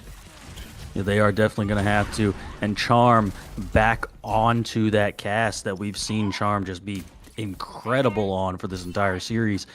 And so And now we're kind of stuck in a situation where I think, again, it's going to be mostly determined based on the Tracer duel that is upcoming here. And 30 seconds left. Hashira only has 6 meters to go. Touch between for the last 2 meters. There goes Gravelot for Vesuvius, however, and there's Midnight Mare. Pulls on, connects onto Jubs. Hashira are up in numbers. And then even the healing output is not enough to stay alive. Albert goes in for the Rampage, but it's not going to be enough if we're not touching the objective, guys. We're definitely, with 8 seconds left, going to go to map number 5. It's Gravelot respawning now, but with a couple of blinks left. Can we get there in time? I don't even think so. Oh, no, game. I saw that touch. I saw that touch at the very 0.0 second. Are you kidding me? Either way, we're guaranteed going to map number 5. I mean, this has been just an incredibly back and forth series throughout. And I mean, I hate to kind of, simplify it down to just a Tracer duel, but that is what we kept seeing. That is literally what we kept seeing throughout the last, 3-4 fights there. It was just, hey, is Sino winning the fight or is Gravelot winning the ones? And then in the last one in particular, I think Sino got a 5K, off rip on that Tracer. So it's been an insane back and forth between these two teams. And I mean, it couldn't be anything but a map 5, right, Mott? By God, it had to have been a map 5 at the 10 o'clock game. Of course it had to. No, I'm actually very excited. These guys are very, very good. So we are going to take a quick little break, give these guys a little bit of time to refresh, and let Hashira decide, Vesuvius decide, okay, where do we want to end it all for map number 5? We'll get the answer for you in a couple of minutes.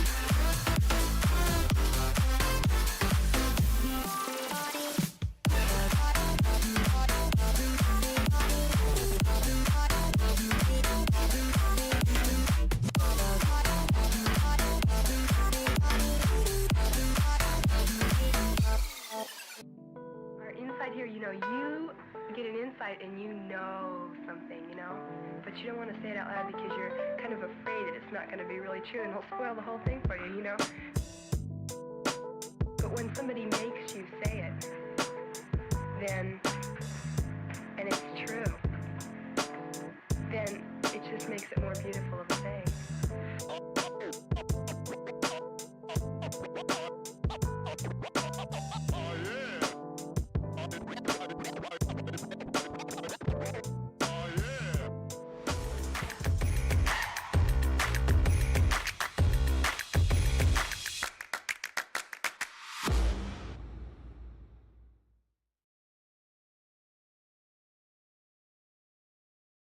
We're back, ladies and gentlemen. A quick little break here, give our teams a little bit of breathing room to decide where we're going to go for this absolutely highly anticipated map 5 between Vesuvius and Hashira for this GM playoffs bracket. Mind you, this is just like what round 2 of the playoffs. This isn't even grand, and they're acting like they're about to get like $10 bajillion on the line if they win this map number 5. So this has been an absolutely fantastic series so far. Yeah, it has. It's been super back and forth. And Vesuvius gonna take us to Rialto for our last map. And again, I don't know if this is just a coincidence or not, but Vesuvius has won on their dive comps, and they have not won on their not dive comps. So I don't know. I tend to favor Vesuvius a little bit going into this Rialto map. I do too, but you know, things can always change up when you have bans back in your favor and things like that. And I think with Hashira guaranteed having Orisa back online here and just having their main roster once again, this also kind of leads them to also have that first, the second ban, excuse me. So Vesuvius is going to not only have the map selection, but also first ban. And if they wanted to, they could just go for another tank protection and just kind of run that ball again, which I think is kind of the best option to have. You want to have the best chance of winning. So on a map like Rialto, swap in Happy Dragon once again. Let Albert take a little bit of a break and leave that Wrecking Ball open to be used, because that has really been the win condition more often than not in a lot of these maps. Yeah, I totally agree with you. I think you just go on ahead and ban. Oh, Okay, you banned Farah, so maybe I'm crazy, but that should mean that Hashira just bans Wrecking Ball, right? Maybe I'm the crazy one though, Matt. possibly. We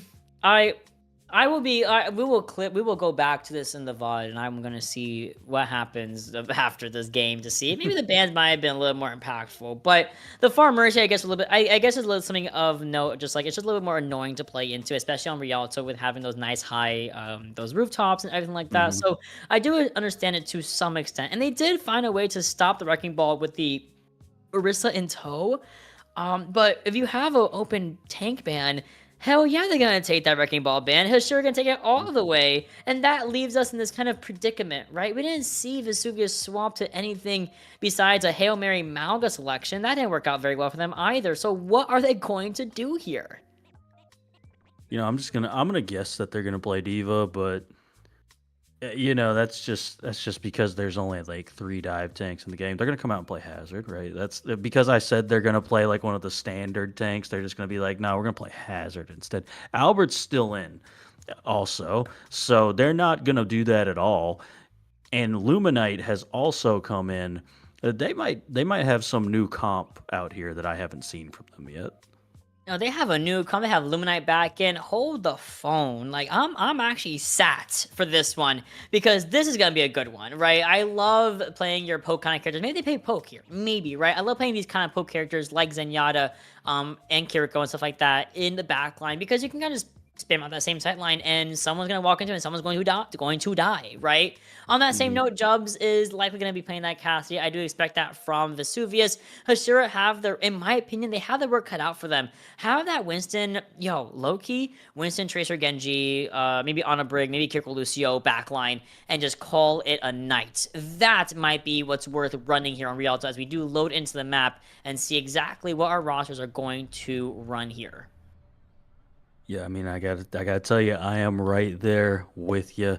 I'm a Winston believer myself, so I am very much hoping to see the Winston, especially on a map like Rialto, can be incredibly strong. I really want to see what in the world our Vesuvius is going to be playing, though. And, okay, the teams are basically like... It seems like Hashira probably walked out and was like, oh, they're playing Queen again. All right, Orisa, right? That's what we're going to do. And then Vesuvius is like, no, we're going to play like all the characters we were playing with Queen, but we're just going to play Diva instead. So that's essentially what it seems like the idea is here. And I'm going to be really curious to see how this composition works together, especially that Ana Zen, because you don't really have much that's going to be near that back line, more than likely. No, absolutely. that backline is going to be so far away that it's going to be really difficult, I think, for Hashira to try to aim for them. Now, there's a big old dive, a big old TP up to the high ground, and it's very easily scouted out by the defenders, so far by the defenders, up until we kind of leave Gravelot hanging, right? Trick finds the first kill on her own end with the kunais, and then Vesuvius are kind of forced to back out a tiny bit, playing this other end of the balcony space and positioning behind that statue area as well. It's a really good area to go in, and we also have that first little bit of the corner push for the objective, and we lost Charm. That's not good as we move into the next fight, bleeding one after another. Yeah, we absolutely are going to... Oh no, our Orisa has been slept, but, you know, speed. So you do actually manage to live there if you're Narcoma. And Trick already 82 on the Kitsune Rush. I mean, the heals are insane from the Kiriko right now. You can definitely play for that ult in this fight. Oh, big 5-man nade gets negated by a 5-man Suzu from Trick, who is going to use that Kitsune Rush as you predicted. And this is going to be a really good opportunity for Albert to kind of get out for a little bit and reset.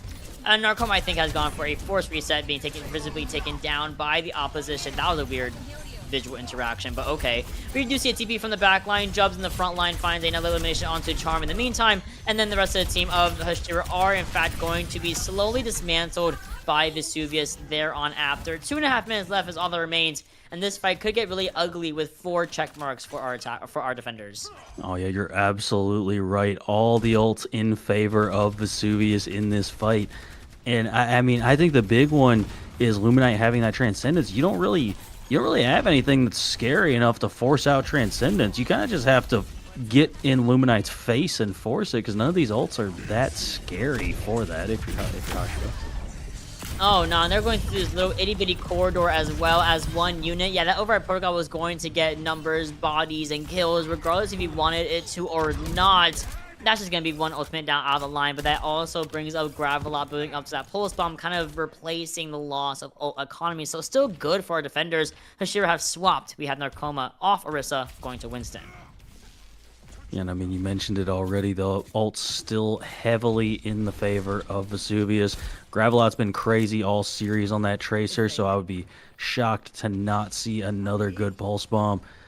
And I mean, you gotta try and engage somewhere if you're Hashira, and you're just not really finding that entry point right now.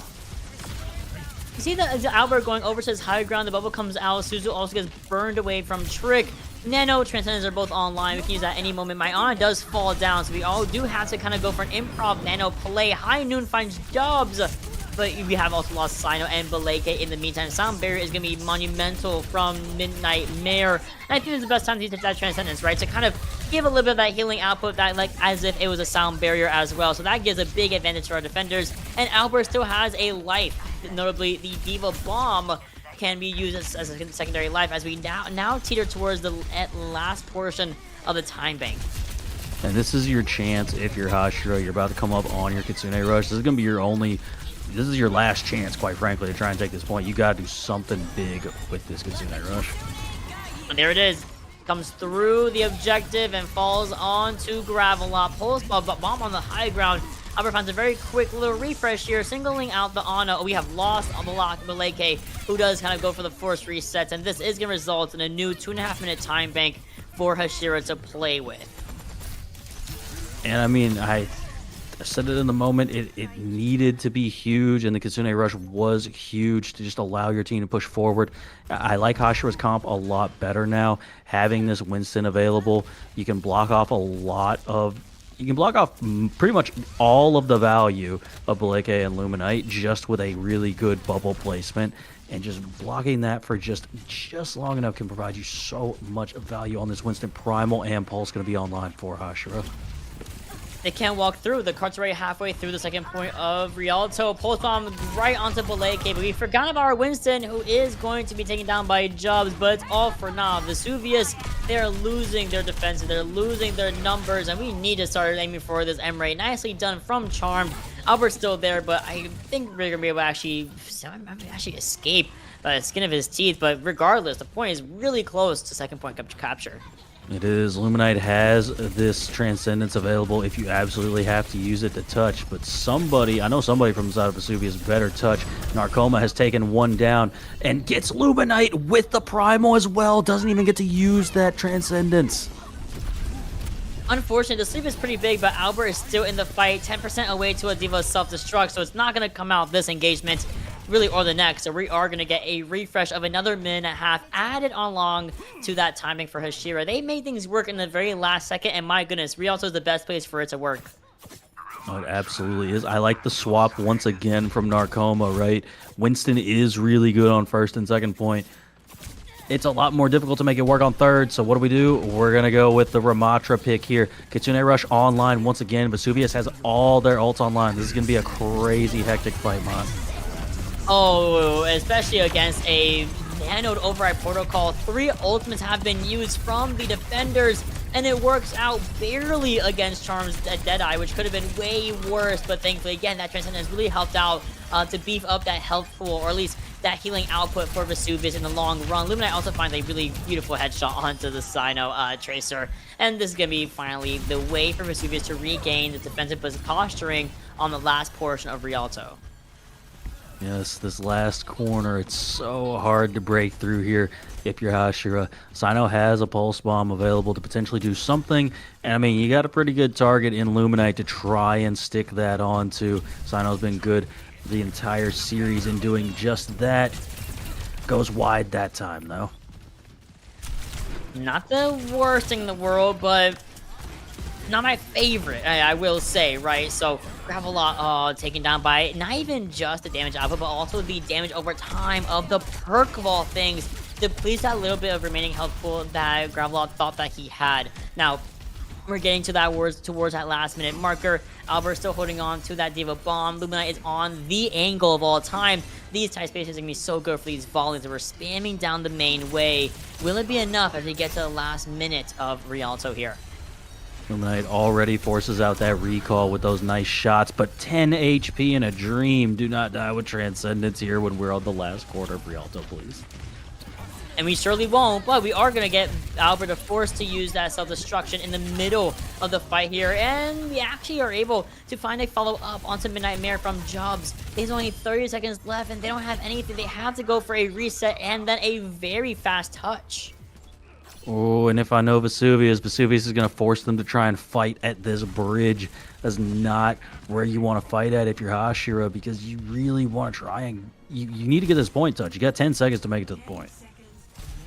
Got 10 seconds to make it to Baleke, truly. They're going to go for a little bit of rotation around the entry with the staircase. Another nano override does come through. We get so confident. We thought we killed Charm, but Albert's one that follows up on that override protocol. Trick also dies during the cast of that Kitsune Rush. The rush is now gone. The Annihilation comes through, and it happened again. It happened again. Give me that button. Give me the button. Give me the button. Where's my button? It happened again, Shadow! It happened again! They've done it again to us. I don't know. Is it just late? Is that what it is? Is it because it's a late night game? Is that why everybody's doing this to us right now? That's 2 maps that has happened on. And I mean, now you have a very clear win condition if you're Hashira right now. Just don't let them full cap. That's it. Just don't let them full cap the map. You don't even have to like try and get it anywhere else. You have so much space you can give if you're Hashira. And if you're Vesuvius, you have to go through this map without your Wrecking Ball on a comp that they were playing very, very well, to be fair. They're playing that Diva comp very, very well, but it's not their usual look. So, I don't know. This is a tough spot to be in for Vesuvius. Oh no, either. Like, what else can you say besides please do not forget about the objective? Please do not ignore the Ramatra. It's always Narcoma. And do you notice that? It's always Narcoma who likes to just go straight to the point and just ignore everything else. And then it works out really nicely almost every single time. It's crazy. It's absolutely insane. But you know what? You have a clear-cut goal. You need to go all the way to third point and then go into overtime rounds. And by God, if it's going to become a Friday night game, it might as well happen that way. I mean, every time I walk to point as the tank, people just call me bad names in the chat. So, you know, I don't know. It never works out when I do it, you know. But, you know, kudos to Narcoma and Hashira for just realizing that this is an objective-based game. It sure is. I mean, I talked about that earlier for Hashira. They are playing this objective-based game to the max. But now you have to make sure you have the same success on defense. What a nade, but what a Suzu. They get to almost entirely all the hard work from Baleke to line up that beautiful nade shot trick. Fires down one humble Suzu, and it is completely negated of what could have been a beautiful dive from Vesuvius. They have to reset here. Illuminite is once again swapping off the coveted Zenyatta. Goes to Brig. I like it a lot more than when he went over to Iari earlier. Yeah, absolutely. Sino is just a little too much of a menace, right? You gotta get something that's more effective at trying to deal with this Tracer that is just on your head as the Zenyatta. So really good swap coming into this next fight. Oh, Sino is very bold for going in there, but you know what? You get the kill at the end of the day. Good for you, bestie. We do get a kill on the Jubs in the meantime. The backline is being a little bit harassed by Sino, who's not being followed up on by the other Tracer of Gravelot. Jubs is going over to the Cassie to mirror out an almost entirely full mirror here, right? In terms of dive, besides the fact that we have an Ana Brig versus the Kiriko Lucio. And speaking of Ana, there goes Baleke. A little bit of a later elimination, but we're going to kind of ride off the wave respawn with Gravelot. Yeah, I mean this upcoming fight is another one that you might honestly kind of want to dry fight this if you're Vesuvius, quite frankly. You want to get the Kitsune rush out because once the Kitsune rush is out, you have a much better chance of potentially winning a fight. But trying to go into a Kitsune at all, well, okay, unless you do something like that, then you might want to full send it. That was a really good pincer from Baleke, but not only that, a really good peel from Albert onto Baleke. And then Midnight Mare finds another kill onto Luminite. Trick is a little bit out in the open for my liking, and it does work out nicely for Vesuvius. I mean, of course, Albert might have a nano, but we're not going to talk about that too much. You get a double kill with it, beautiful. And then Narcoma dies with Primal, but I think they're confident in getting another touch here, so not the end of the world, especially as we do have an aggressive sound barrier. If they want to use it now, they definitely could. Oh, yeah, they have a lot of ultimates online. I mean, to be fair, Vesuvius also has 4 ultimates online as well, so we could see a lot of ults get traded out right here in this fight. It can get ugly. So they're going to see the rally and the beat get used first. We're going to start walking forward with the Dead Eye. Bomb comes out. Bubble is going to be able to negate it for Charm. Thank goodness. And Albert is remeked, happy and healthy. Where did that sleep come from? My goodness, we have a high noon happening, and as we Primal and juggle Jubs, I think that actually helped peek into Charm there. We're stuck, we roll away, but slightly mistimed, so we can't mitigate the entire full force of the Pulse Bomb damage output. Vesuvius holding on for dear life, but they don't have the numbers nor the damage to do it. No, they certainly do not. They're gonna have to back off. Narcoma getting in that damage, but gonna let them back away there slowly. And I mean, what are we at? 25 seconds. We're 25 seconds, Mott. You've got a nano boost, right? That's it. That's the only thing on the board for either team. This nano boost has to be huge. You got to land a big ante something. Yo, this nano boost is gonna pay my taxes, it's gonna do everything for me. It's gonna do my taxes, it's gonna just pay my tuition, it's gonna do everything, okay? So with that first, we do see a first kill onto Sino, then the nano onto Albert as a last Hail Mary to keep him alive. It works. It has worked. We have a touch from Narcoma, but oh my goodness, the health pool goes down to 0 so quickly. No Brig, no Tracer, however, for Vesuvius. They have to make this bomb work for Albert. And 1, 2, 3 are dead. Big Suzu, no squish. There's a kill from Sino. And Hashira have done it through the power of just going to the objective and finding a humble flip and a little bit of a back cap. They're able to find this series a 3-2 in their favor. Listen, when we say it's an objective-based game, I mean it! Yeah, you are not lying, Mott. I mean, what more can we say, right? But it kind of felt like Vesuvius was trying to play Team Deathmatch and Hashira was playing Overwatch, and that's kind of the telltale of the entire series, right? Here you go. A back and forth series, truly each team just trading out maps, and then Hashira finally taking 2 maps in a row to finish it off. And you know, I got to shout out, they saved the Wrecking Ball ban for map 5, and it ended up being very critical for them. It really, yeah, it really was really critical. And I also want to say, I think not having the ball there was really impactful. To not have Hype Dragon in there to really showcase the ball again, having Albert, and of course Albert's not a bad player. Please, let's get that out of the way. Albert's not a bad player.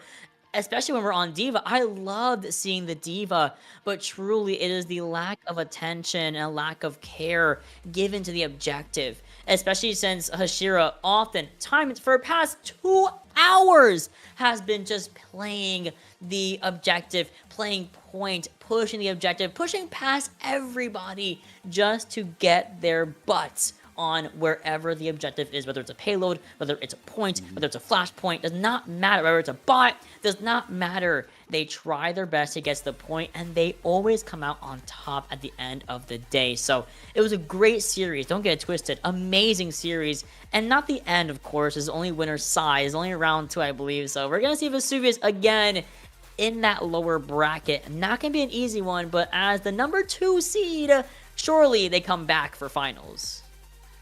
Yeah, I mean, you would think they probably try and make their way through that lower bracket, but Hashira now going to move on, play Lindenwood Academy, and we are going to have an interview with somebody from Hashira. So we're gonna cut to a quick break, real quick. We'll be right back in just a few minutes. Stick around; you're gonna want to hear what Hashira has to say about those C9s.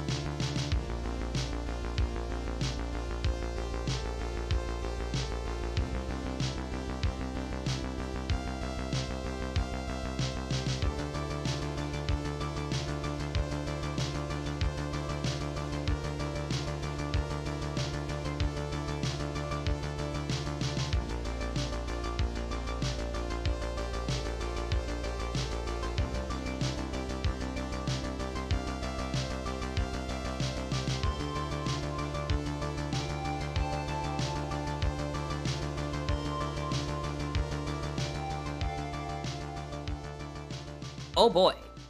Now, do we have a special one for you guys. First of all, we had a very special map tonight. It started at 10 o'clock. It is now 11:55. It is almost Friday CGL time. So I am happy to say that we have not one, but two amazing guest stars. We have Charm and Narcoma coming up on deck here. And listen, guys, first of all, can you guys hear me? Are you guys all good? Hello, hello, hello. Hey, what's up? Perfect. I know y'all sound. Y'all had an amazing series. I mean, y'all sound tired. I completely understand it, but it was worth it at the end of the day to find that 3-2 victory against Vesuvius, an upset, if you will. And was that something you guys were expecting going into this round?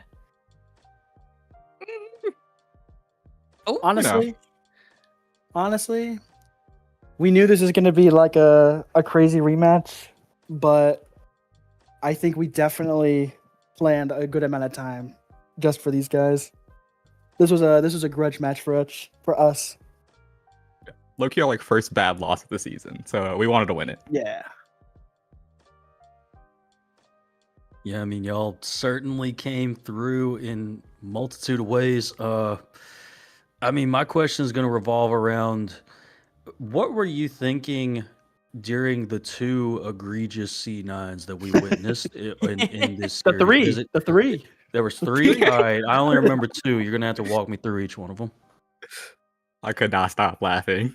There was It was way too funny. It was Atlas third point, the C9s. What was the other map they seen? They definitely did again. I know it was the end of Rialto when we capped. Am I crazy? What was the third time, Kenya? Maybe I'm crazy. I don't remember. No, I think it was 3. Anyways, we were just like laughing. Like they did it the first time. It's like, oh, cool. Our ult economy is reset. And after that, it's just like, all right. They just hate to touch the point. After the first one, it's like, we were losing that fight, but we got it off. You know, that's lucky of us. And then it happened once more, and then it happened once again, and it was just too funny. Yeah, absolutely. Had to definitely bring the spirits up of everybody, I have to imagine, in that moment.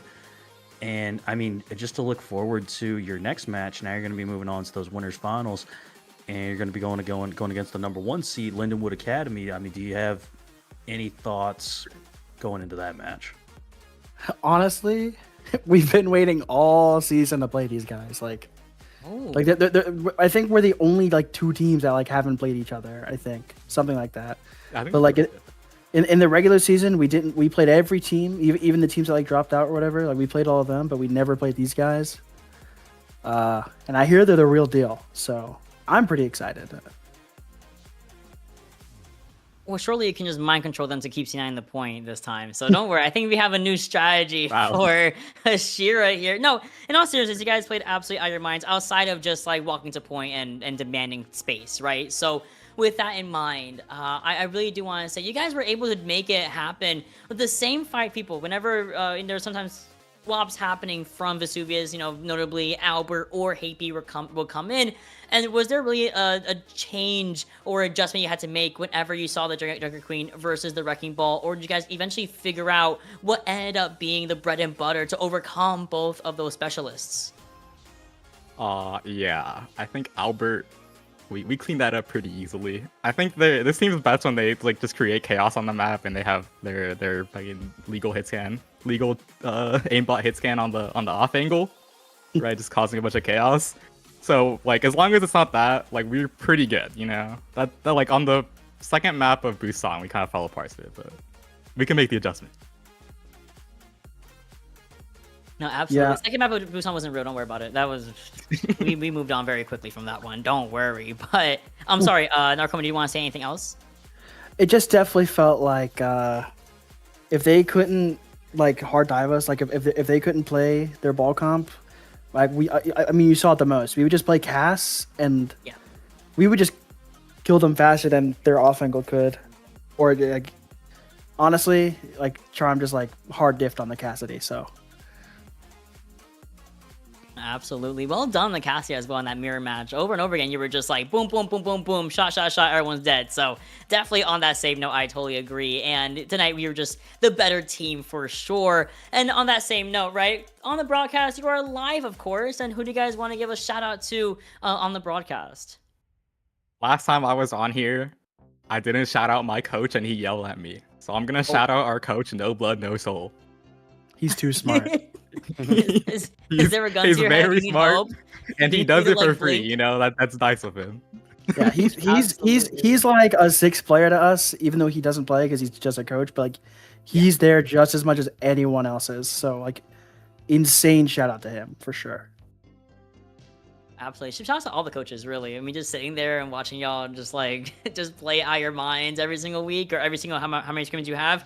You know, big shout outs to you guys, your coach, all your players as well. Everyone just kind of really played almost perfect in a lot of these games. So again, cannot give you more flowers than you have already, earned in tonight's game. So with that being said, Charm and Narcoma, thank you so much for your time. It's late, I know, so I'm not gonna hold you hostage any longer. Feel free to head out, and we'll see you guys in the rest of the playoff bracket. Yeah. Night, guys. Good night. And with that, that is the end of our broadcast. Wait, come back. Oh no, it's just sorry, my bad. I thought you were ending us. I was like, oh my god, no, this is a bracket.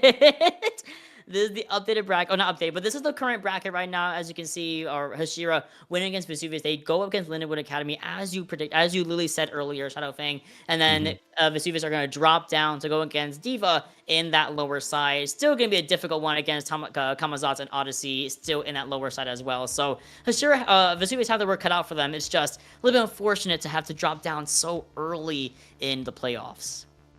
Yeah, I mean, like I said, I called it the fated match because those two teams, Vesuvius and Lindenwood, have been the best teams all season. I mean, I even said it to start with. First time Vesuvius and Hashira played each other, it was 3-0 in their favor. So really good comeback from Hashira to flip that series on its head.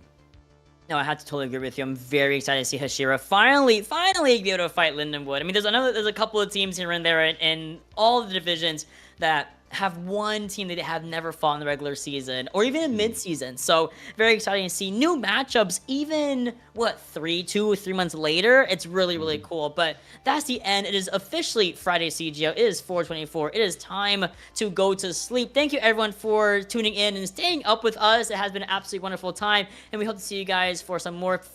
I'll say a whole different thing. See you guys for some more playoffs happening in the next couple of days. Gonna be a couple of fun ones happening over the entire weekend, and then more, of course, into next week. Big shout out to my producer and observer for sticking it through with us, Nano and Honeybee, just kind of holding it down truly behind the scenes. And with all that yapping being said, thank you again, everyone, and we'll see you guys tomorrow and the rest of the week for more playoff action.